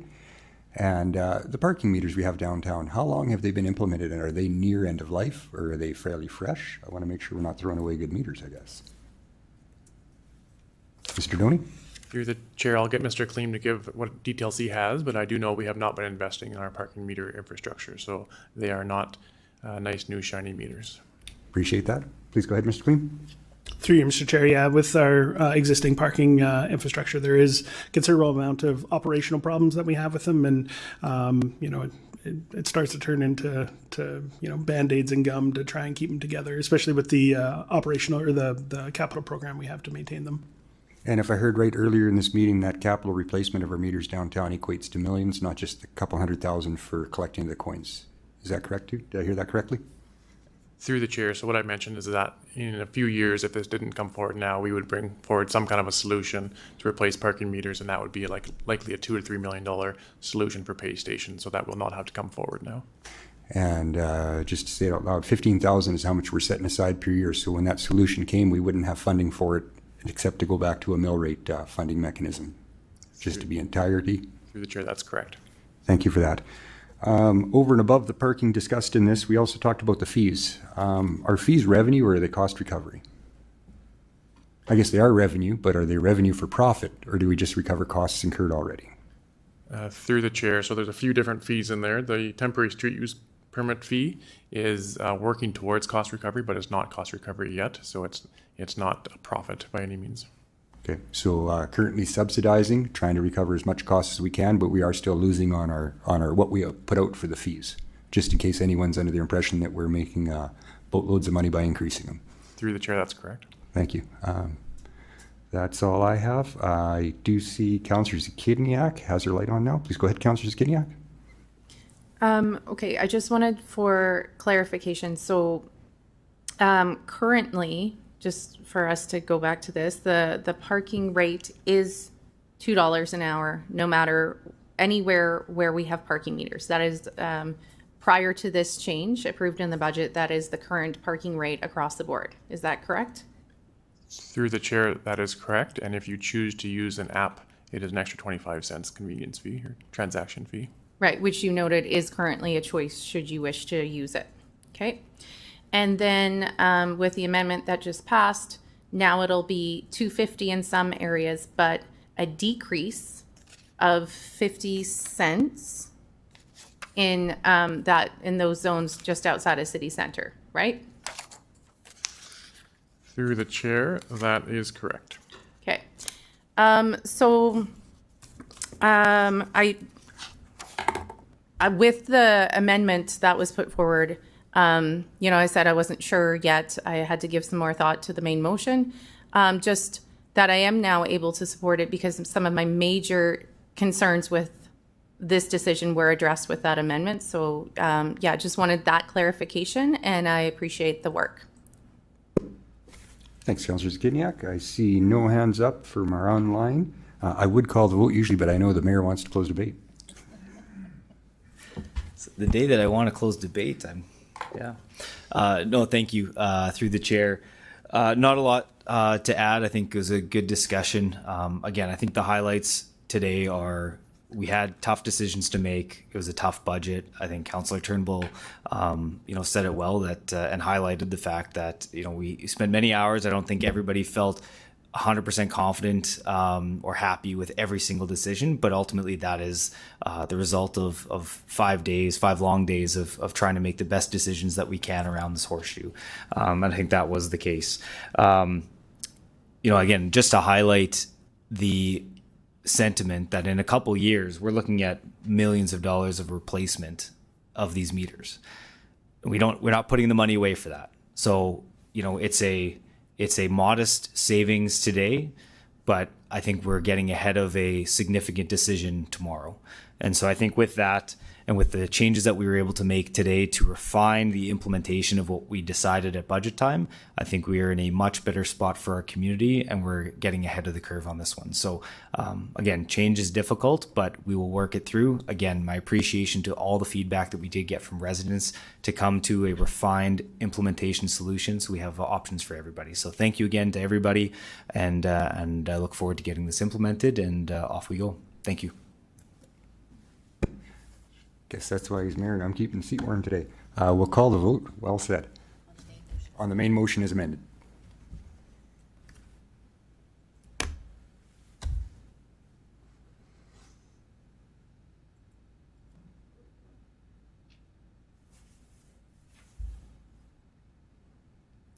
Through you, Deputy Mayor, the main motion as amended is carried unanimously.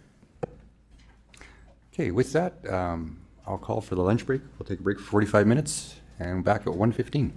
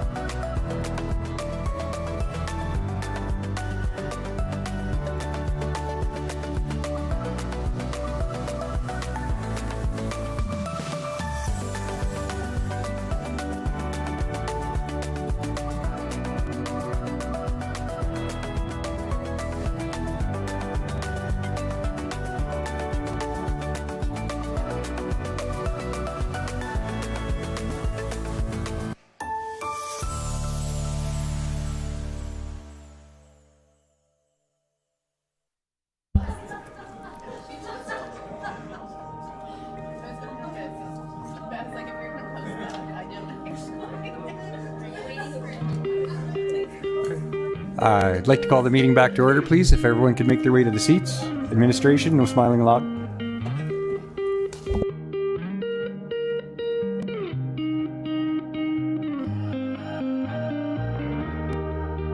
Okay, meeting's back to order. We will now consider item EX 26-20, the wastewater master plan's 5-year update. I'd like to ask a member of administration to please introduce the report. Ms. Bryden, please go ahead.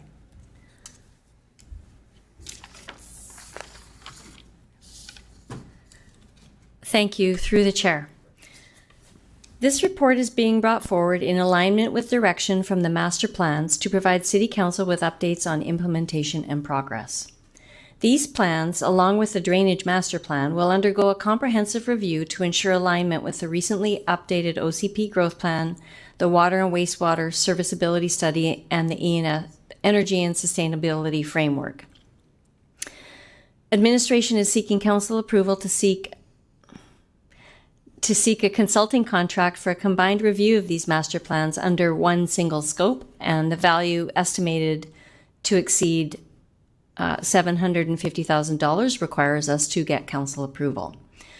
As described in the report, the water and wastewater master plans have advanced significantly since they were approved. Notable projects include upgrades to the McCarthy Boulevard pumping station and twinning of the wastewater south trunk to increase wastewater capacity, completion of the water network expansion, installation of advanced water metering infrastructure to improve levels of service, and inspections, cleaning, and relining of our network to modernize and improve performance in our aging infrastructure, to name just a few. At this time, I would also like to request that Appendix A, page 1, be amended by changing the estimated cost for the water meter and automated meter read replacement project shown in that appendix be adjusted. Currently, it states the estimated cost is $7.8 million, but the estimated cost is actually $40 million. Together, all of these efforts have ensured that Regina's water and wastewater systems remain resilient, financially sustainable, and ready to support the city's growth for decades to come. And with that, we would be happy to answer any questions you might have. Thank you, Ms. Bryden, and a sizable amendment there. Can I have a member of council please move the report as amended? Councillor Schirmble, and please go ahead. I'll save most of this for closing and for questions. I'll just say that in my past year on council, I've learned to care a lot about our water system and our pipes.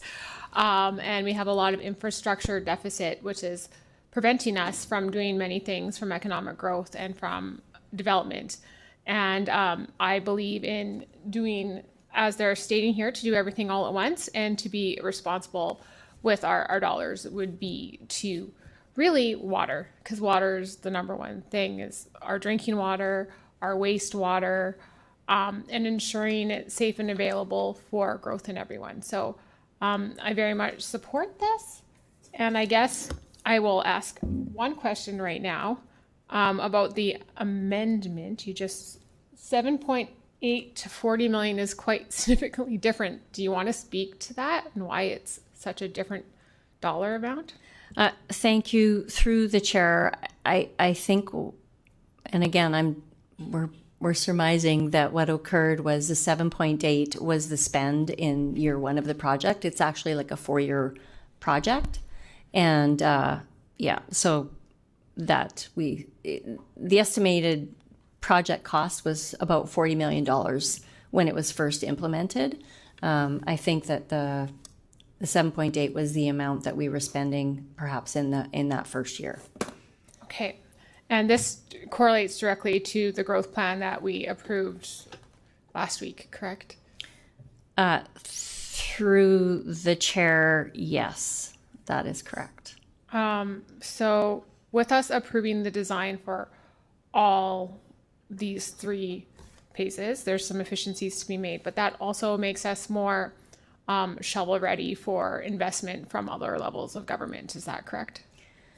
Thank you. Through the chair. So a master plan is really a comprehensive, long-term strategic document that'll guide the development, operation, and maintenance of our critical infrastructure.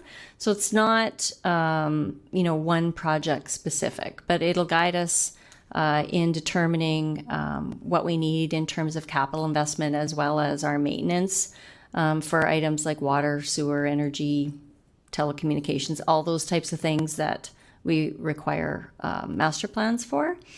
It'll evaluate our existing conditions, identify our deficiencies, forecast future demands, and define projects for upgrades, expansions, and improvements. So it's really in collaboration with the work that we've done over the last couple of years.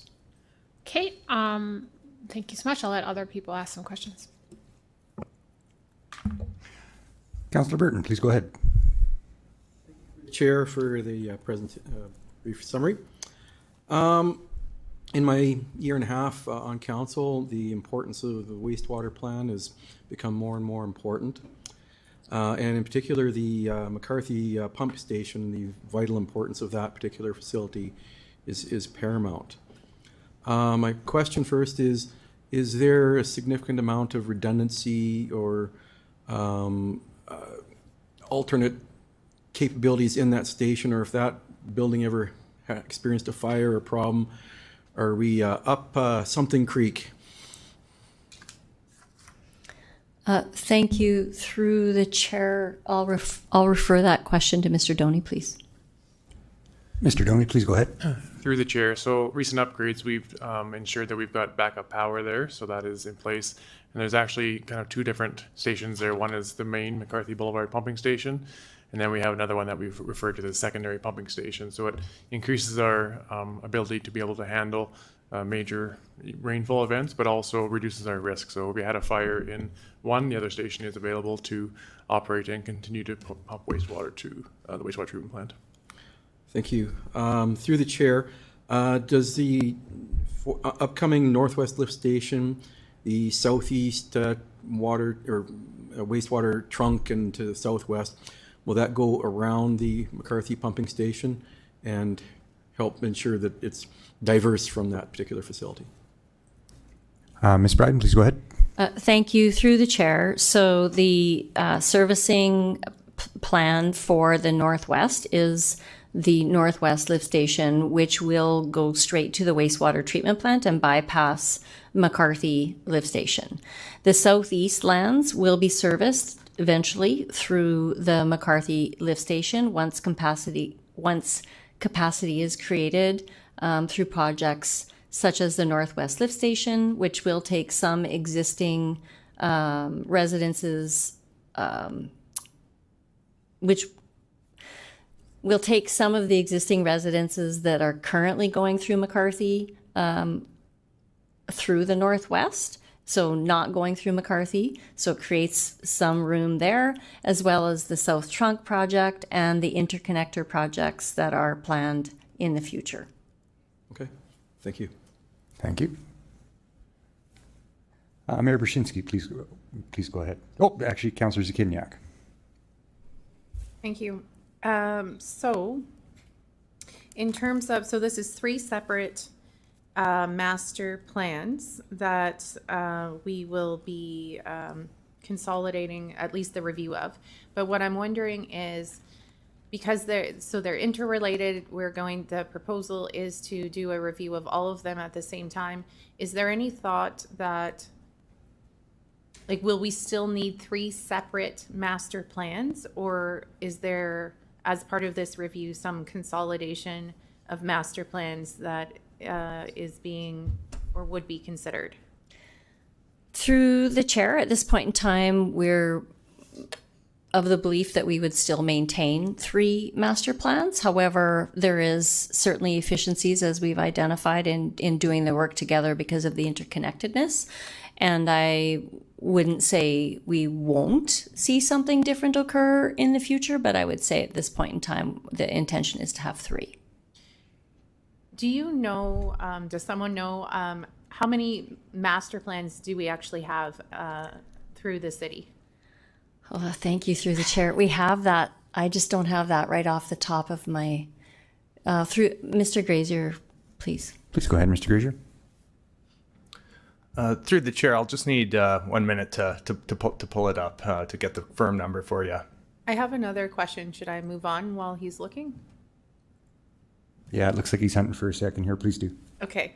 Now, one of the considerations noted for doing all 3 at once is that it could exceed the capacity of some consulting firms and limit the number of qualified bidders. Do we see that as likely to be severely limiting, or is it a barrier that, I mean, administration is recommending it, so you must think that we can, it's not going to mean that we won't have enough qualified bidders to be able to,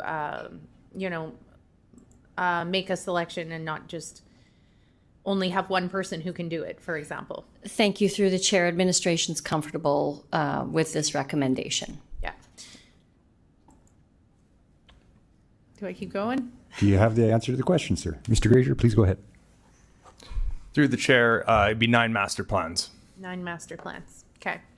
I guess I just want to have that open for consideration. Maybe not to actually consolidate them as part of this process, but maybe because there's one consultant, if this passes, working on all 3 of them, if it is their interpretation that we still need 3 separate ones, or that there may be the ability in time to reduce the amount of master plans. Like, whether, I'm not saying they all become 1, but is it 2, is it 3, is it 1? What's the appropriate amount in relation to water? So just hoping that for that to be part of the consultant's consideration process.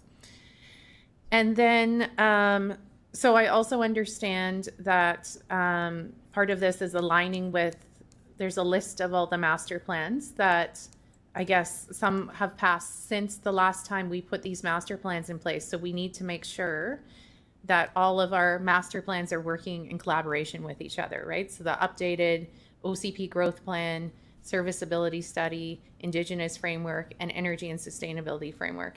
And so we need to, just to make sure I'm clear, make sure that all of these policies are aligned and complement each other. That's also part of this review. Thank you through the chair. Yes, that's correct. And then what kind of community engagement or stakeholder engagement happens when we're reviewing master plans? Does it depend on the master plan? So just generally, and then how would that look for this process, or is that still to be determined? Thank you through the chair. So certainly, that would depend. There would be different types of consultation depending on the type of plan. And I would say at this point in time, the exact consultation process would be determined as we get a consultant on board. But is it accurate that any review of a master plan, there's always an engagement component? Is that accurate? Through the chair, that's correct. Okay, thank you. Thanks, Councillor Zakiniak. Councillor Siklis, please go ahead. Thank you. Through you, Mr. Chair. Question for probably Ms. Bryden. Is the reason why we go outside because we don't have enough engineering resources in-house? Ms. Bryden? Through the chair, I would say yes, that capacity to do this level of work isn't available in-house, and it wouldn't be considered, permanent type of work. So you hire consultants where you don't, necessarily need permanent employees to do the work. Understood. Do you have an estimation of what it's going to cost? Not to hold you to it, but are we thinking 3 million, 5 million, 1 million? Through the chair, I believe at this point in time it's about 2.1 million. I'm looking at Mr. Grazer if he wants to confirm that. Mr. Grazer? Yeah, through the chair, we have identified in the last budget for these 3 master plans 2.9 million. However, there certainly could be some efficiencies gained as a result of having a consolidated review of all 3 by one consulting firm. Okay, thanks, Mr. Grazer. And would the kind of work that they do be one and done, or would they continue to need to be in touch with us along the way as we build this out? Through the chair, the team, the work required to do this type of work requires a larger team who can do specialized type of work. And they would be involved from the onset through to the end of the development of the master plan in collaboration with city staff, of course. Thank you very much. I don't have any other questions. Thank you, Councillor Siklis. Mayor Brzezinski. Thank you. Through the chair. So you mentioned there may be some efficiencies in combining it, but I think just to clarify, you mentioned we may still see separate master plans, given that cleaning, inspections, relining, like all these things are different work, require different resources, contractors, and then obviously with capital projects and programs, that's different again. So just to clarify that, it's probably realistic to assume that we'll still have to have separate plans because they apply very differently to the resources required to execute those plans. Is that fair? Through the chair, yes, that's correct. And the fact that we have separate master plans doesn't mean that we aren't talking, that they're not talking to each other. I would also like to add. Thank you. That leads into my other maybe question, mostly comment, just in terms of the efficiencies leading into the execution piece. So it doesn't mean that those plans wouldn't tie together, looking at a relining versus a capital upgrade versus, like, those could be combined or considered against each other, but it may make sense to keep those plans separate because we have to evaluate them separately. Through the chair, yes, that's correct. And my team might make a face when I say this, but as we work as a city on some of our larger integrated projects, it's really important that our master plans are aligned in order to help establish our clear lanes for maintenance and clear lanes for capital requirements. Perfect. Thank you very much. I'll note no faces made. They seem to agree. I see no further lights on. Councillor Turnbull, would you like to close comments? I fully support this. I like that we're being efficient in rolling them together. It makes a lot of sense, and good work on putting this together. Thank you. I guess we can call the vote.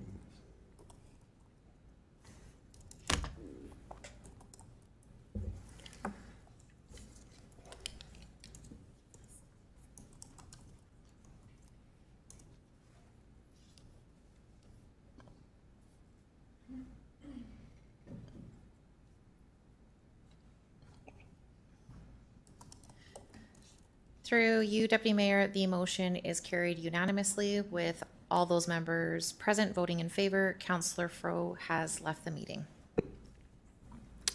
Thank you. Next up, we will now consider item EX 26-23, amendments to the public notice bylaw. I'd like to ask a member of administration to introduce. Ms. Bryden, please go ahead. Thank you. Through the chair. Administration is proposing changes to the public notice policy bylaw for planning matters. The proposed changes will help find efficiencies through time and cost related to planning applications. There's 3 key parts to the bylaw that will be changed. First, the requirement to advertise in the newspaper would be removed.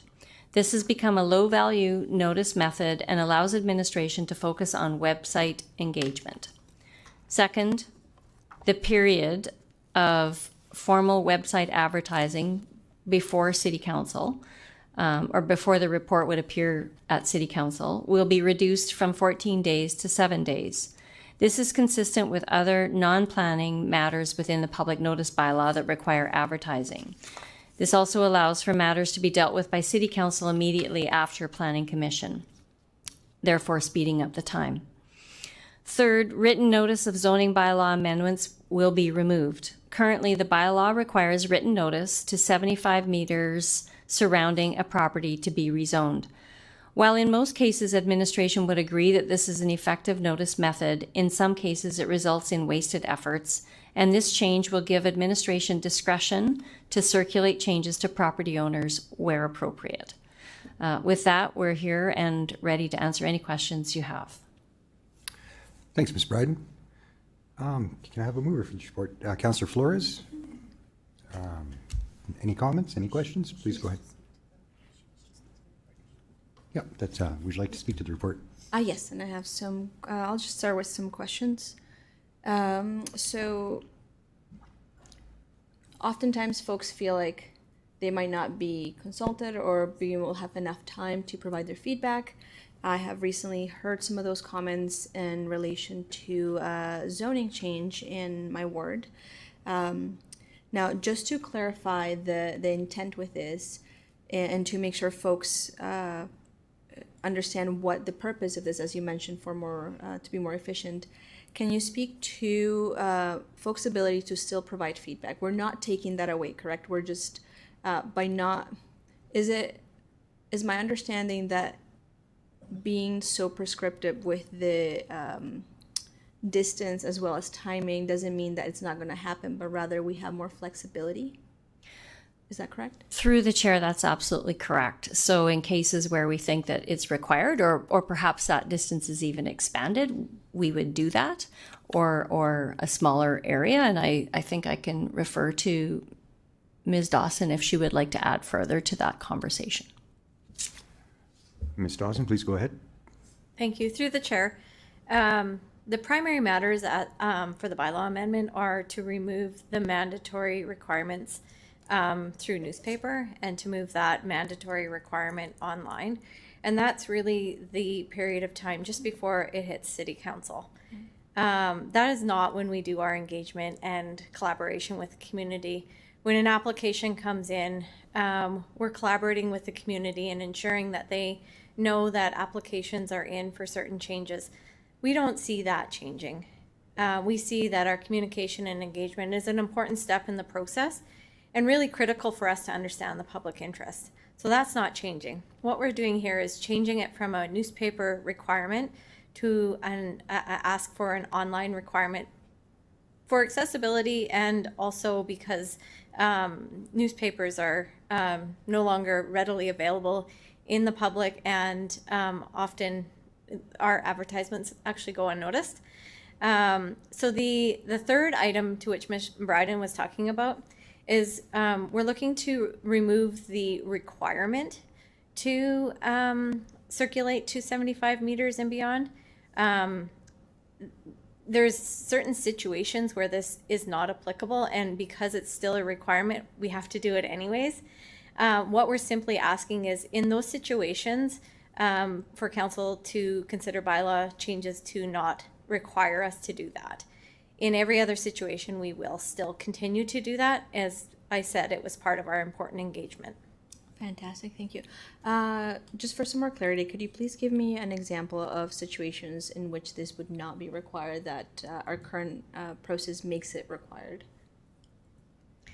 Yeah, through you, Chair. A good example is we're doing work within the warehouse district, and you heard from them today, and we're working through on their vision plan changes and working with business owners and property owners on what that might look like, and you know, really getting their feedback on how to bring that vision plan to life. If the bylaw remains in place, we would then also be required to send notice to property owners within 75 meters who may not be impacted by the changes, and who may not have feedback on the changes that we're making, because we would have engaged with those folks that we want to or need to engage with in terms of our engagement process.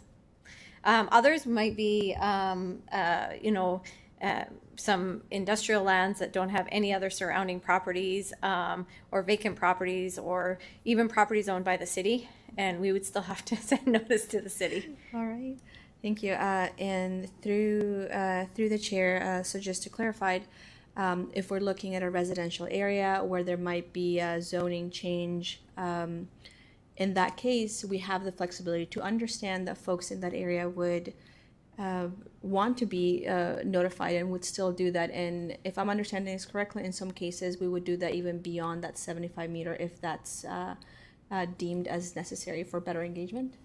Through the chair, yes, that's correct. Fantastic. Now, in the report, it mentions that we put a notice about this on the newspaper on February 13th, I believe. Did we receive any feedback through that notice? Through the chair, Ms. Johnson will speak to that. Please go ahead, Ms. Johnson. If I could turn your mic on. I don't know why it's not turning on. There it goes. There. Thank you. Through the chair. Yes, as mentioned, public notice seeking feedback about the proposed change was placed in the Leader Post on Saturday, February 14th. And the same notice was also posted on regina.ca and a notice board at City Hall from February 14th to the 28th. And just one person asked to be added to the email list from that.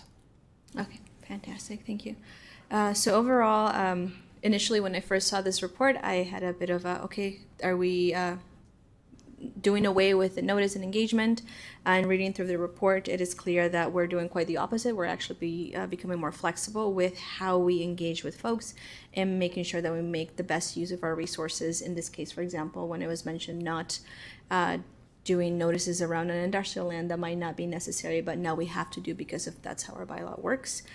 So I am in support of this, and the main reason I wanted to ask those questions is because I've had some engagement with folks in my community who have, there's some rezoning happening, and their concerns were around, you know, making sure they're engaged appropriately. So I just wanted to be clear that these changes, as it has been said, are to improve those processes and to make sure that folks can be, can have their say and make sure their feedback is shared with us. So I am in support of this, and through the chair, no more questions. Thank you. Thank you very much. Councillor Burton, please go ahead. Thank you, through the chair. I was just making some notes, and I just missed the comment about email, that there is an email list people can sign up for. Is that correct? Through the chair, I'll refer that question to Ms. Dawson. Ms. Dawson, please go ahead. It's happening. I don't know why it's not turning on again. You try.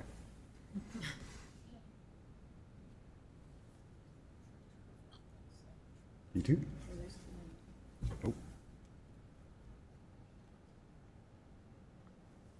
Thank you, through the chair.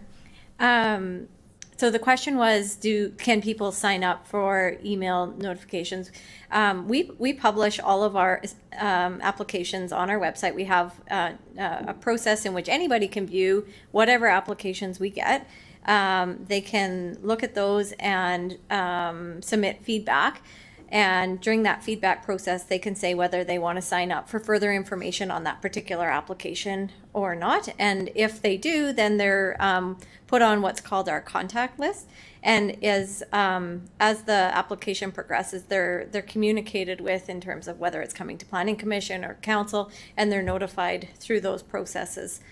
So yes, there's a process in which they can self-select to be notified about a particular application or not. Okay, thank you for that answer through the chair. So whether it's newspapers or websites, it means you have to go through and read through the sections of the paper to find the city page, or go to the website and try and keep up. And there's a limited window for people to get that. Is there any capabilities that we might have already to allow me to say southeast, northwest, somewhere in the city that I could say if there's some development things, please shoot me an email? Because it does mean that people do have to proactively go and review that. Is there any capabilities like that? Through the chair, we try to make it as easy as possible with the map and with all the active applications that are available. It's a consistent website. We have had some trouble, I guess, keeping people on contact lists because of certain rules around keeping people on contact lists and making sure that they are opting in to receive information. And so we've been having people self-select when they want to be advised of certain applications as they progress through the process. Thank you. And I understand the yin and the yang of mailing lists and all the problems of administration that goes along with that. I don't see this as a step back from the newspapers that somebody does have to surf the city webpage. In the long term, I'm not going to bring this up now, I don't feel, because it's not a slip in any of our capabilities, but if there's some way for people to somehow sign up for that, maintain it themselves yearly, to sign in, to be aware, that'd be something I push down the road, but I'm not going to add that to the mix right now. But that'd be on my wish list in the long term, perhaps. Thank you very much. Thank you, Councillor Burton. Councillor Adams, please go ahead. Oh, sorry, actually, Councillor Zakidniak, I counted that out wrong. Okay. Okay, so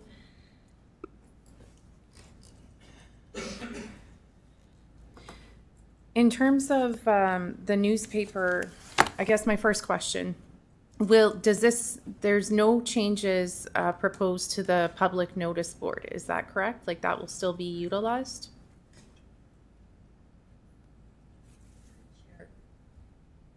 Through the chair, yes, that's correct.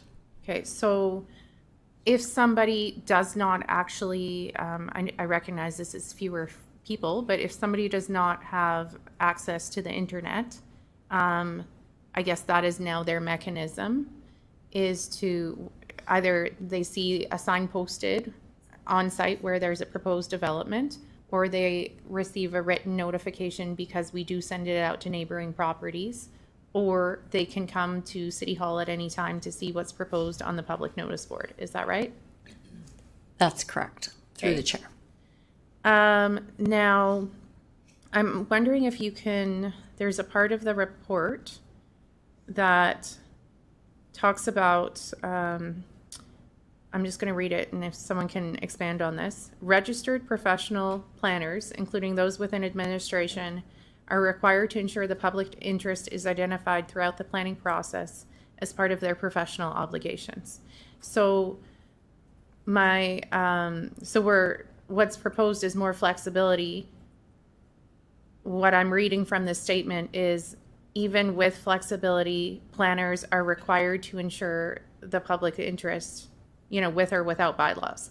Can you speak to how that process, let's say what will change in that process if we move forward with these recommendations? What is the typical process and what will change? Through the chair, I'll get Mr. Mario to speak to that. Mr. Mario, please go ahead. Through the chair, with respect to professional obligations, so within the code of conduct, similar to other professionals, we were obligated to maintain standards, and one of that is identifying the public interest. And part of the way that we do that is by notifying the public and taking their comments and bringing them forward in the decision-making process. So we have professional obligations simply beyond the legal requirements.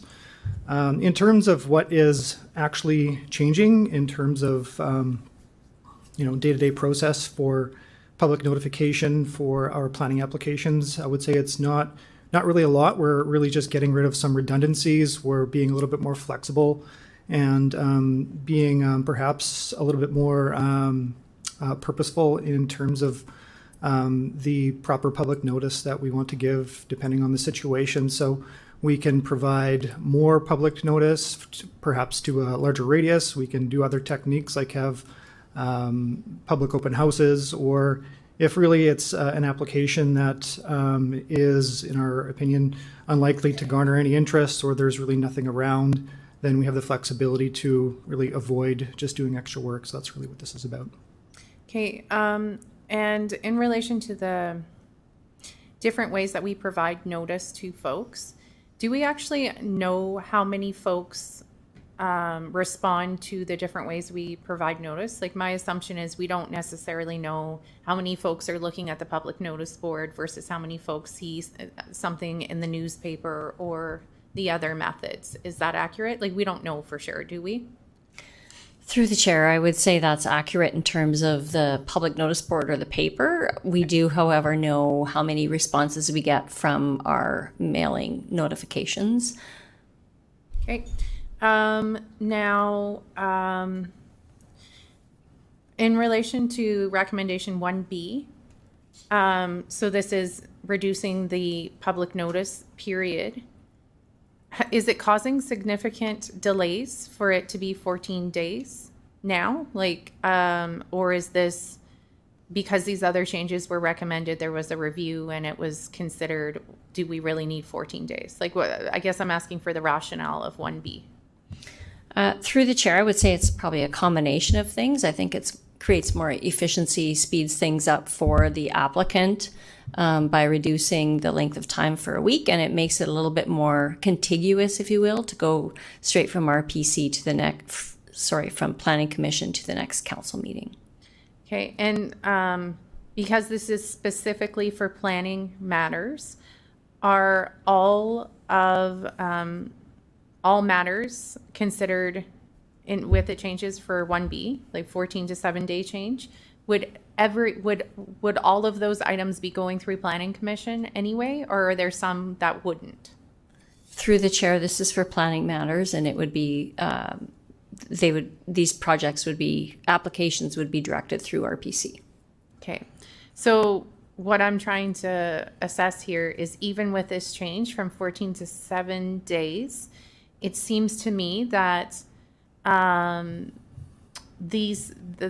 public notice is already, even with this change, would be more notice than folks get, like when we're discussing things through executive and council, because you would have like the lead up to RPC and then the lag from RPC to council. And I guess this will tighten that a bit, but I'm thinking that even with that change to 7 days, would there be a longer from when something is proposed to when it ends up at council, or would it be more closely aligned with how things work with executive committee currently? I don't know, like, are you understanding what I'm trying to get at? I think so. So I think that this, through the chair, this creates more consistency with the Cities Act. And I would suggest that our other public notice items would be inconsistent with the Cities Act, and so therefore it would align. Through the chair, I'm just looking at the city solicitor for confirmation on that.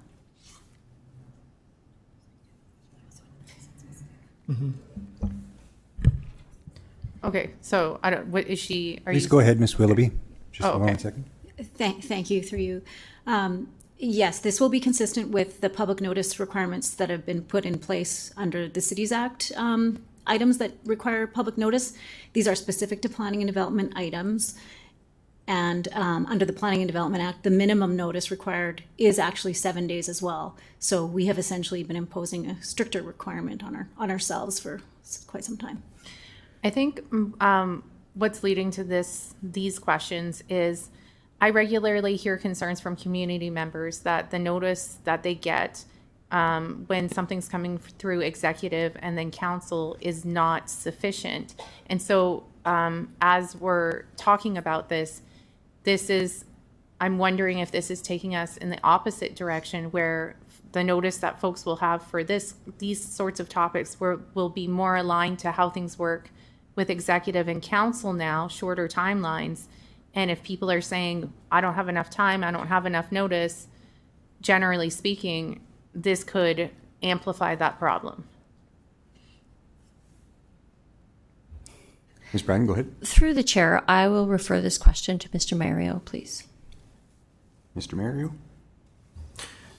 Through the chair, planning applications might be a little bit different because they have a significant lead up and review time before Regina Planning Commission even considers the matter. So our applications tend to take between 90 and 120 days or even longer. So really what we intend to do is to continue to engage them as early in the process as possible. So really they have at least a couple months of notice before Regina Planning Commission considers the matter. So it really shouldn't be a surprise at that point for planning matters. So they're a little bit different in that respect. Yeah, okay, that's fine. That addresses that concern. I do have some outstanding concerns about the written notice. I hear that administration will still provide it. They just don't want to be essentially handcuffed in situations where it doesn't make sense. But to me, it seems like it may make more sense to add an exception to say we will provide the written notice except in these special circumstances. Isn't it accurate that, or is it accurate that it's not actually that often where it wouldn't make sense to provide written notice? Like, how often does that happen? Where it's like, well, that was a waste of our time. Through the chair, administration is asking for discretion and flexibility in this situation. And as Mr. Mario spoke, the requirements for a planner are to do the best work they can, essentially, in terms of public engagement on a planning issue and item. I think to try and design what would be specific around exceptions would get into like a weirdly long list. I'm not sure exactly how one would describe what those exceptions would be, because they're really one-off situations. And so we are asking for this flexibility to apply our discretion. Thank you, Ms. Bryden. Just to let you know, Councillor Zakidniak, you ran out of time halfway through last question. I just let it go over, and that's why I shut your mic off. The timer went up. Any other questions for administration?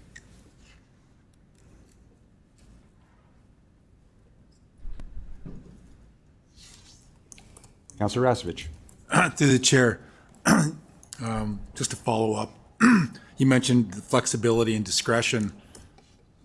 I guess, is there a dollar value? Like, do you see a dollar value or a cost savings by having that option?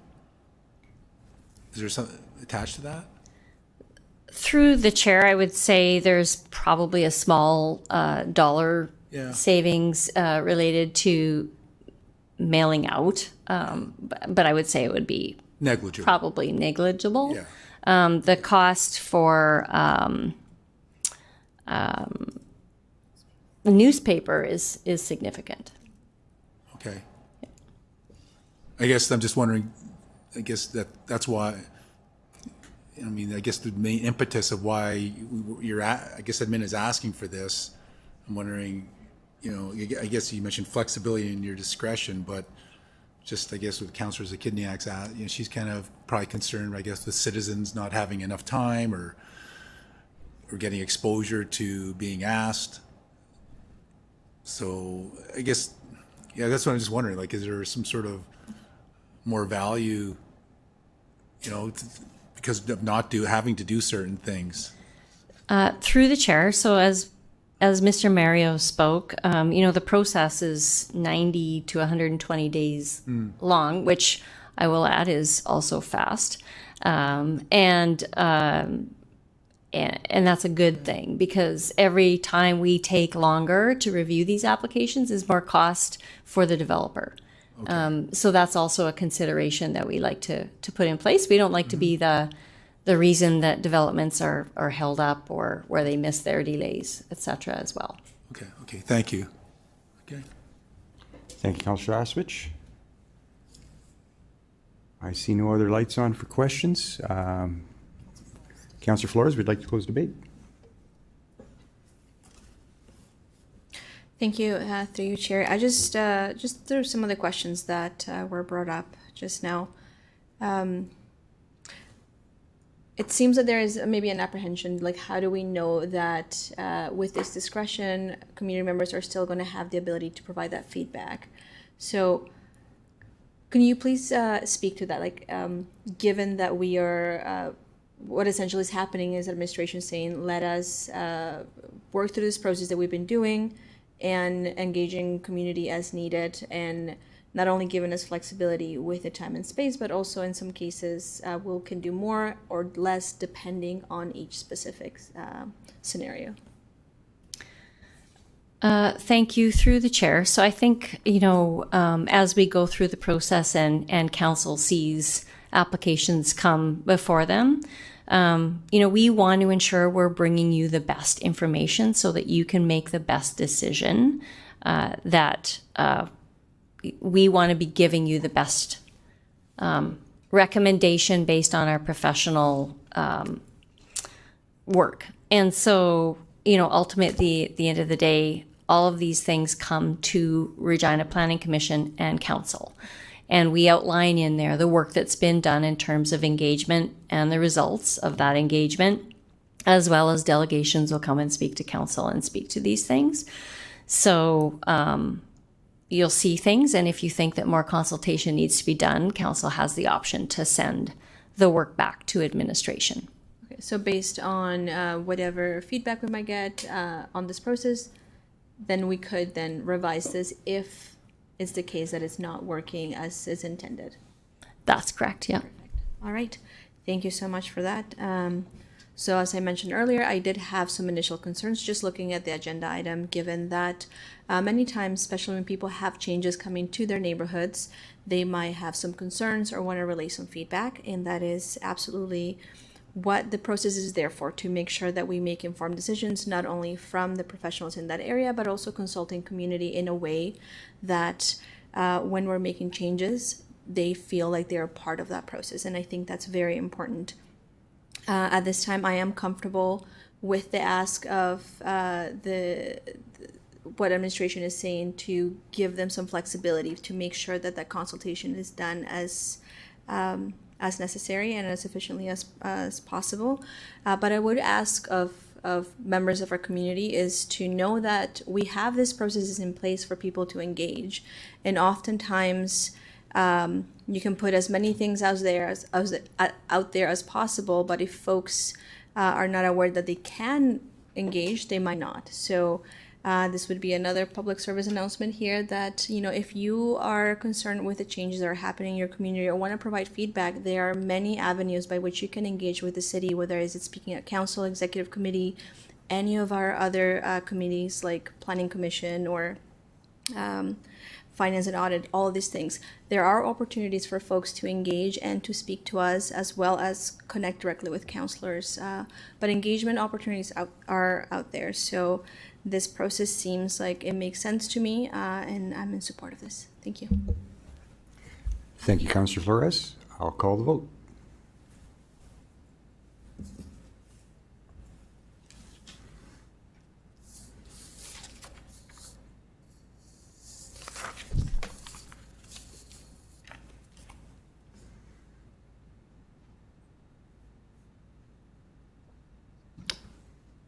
Through you, Deputy Mayor, the motion is carried unanimously. Thanks for that. It looks like we've reached the end of the public agenda. Could I ask someone for a resolution for private session? Councillor Burton, any opposed? No opposed. We'll take a recess and move into private session. 10-minute recess and move into private session. Oh, I need a motion for that to have that. Councillor Burton again. Thank you.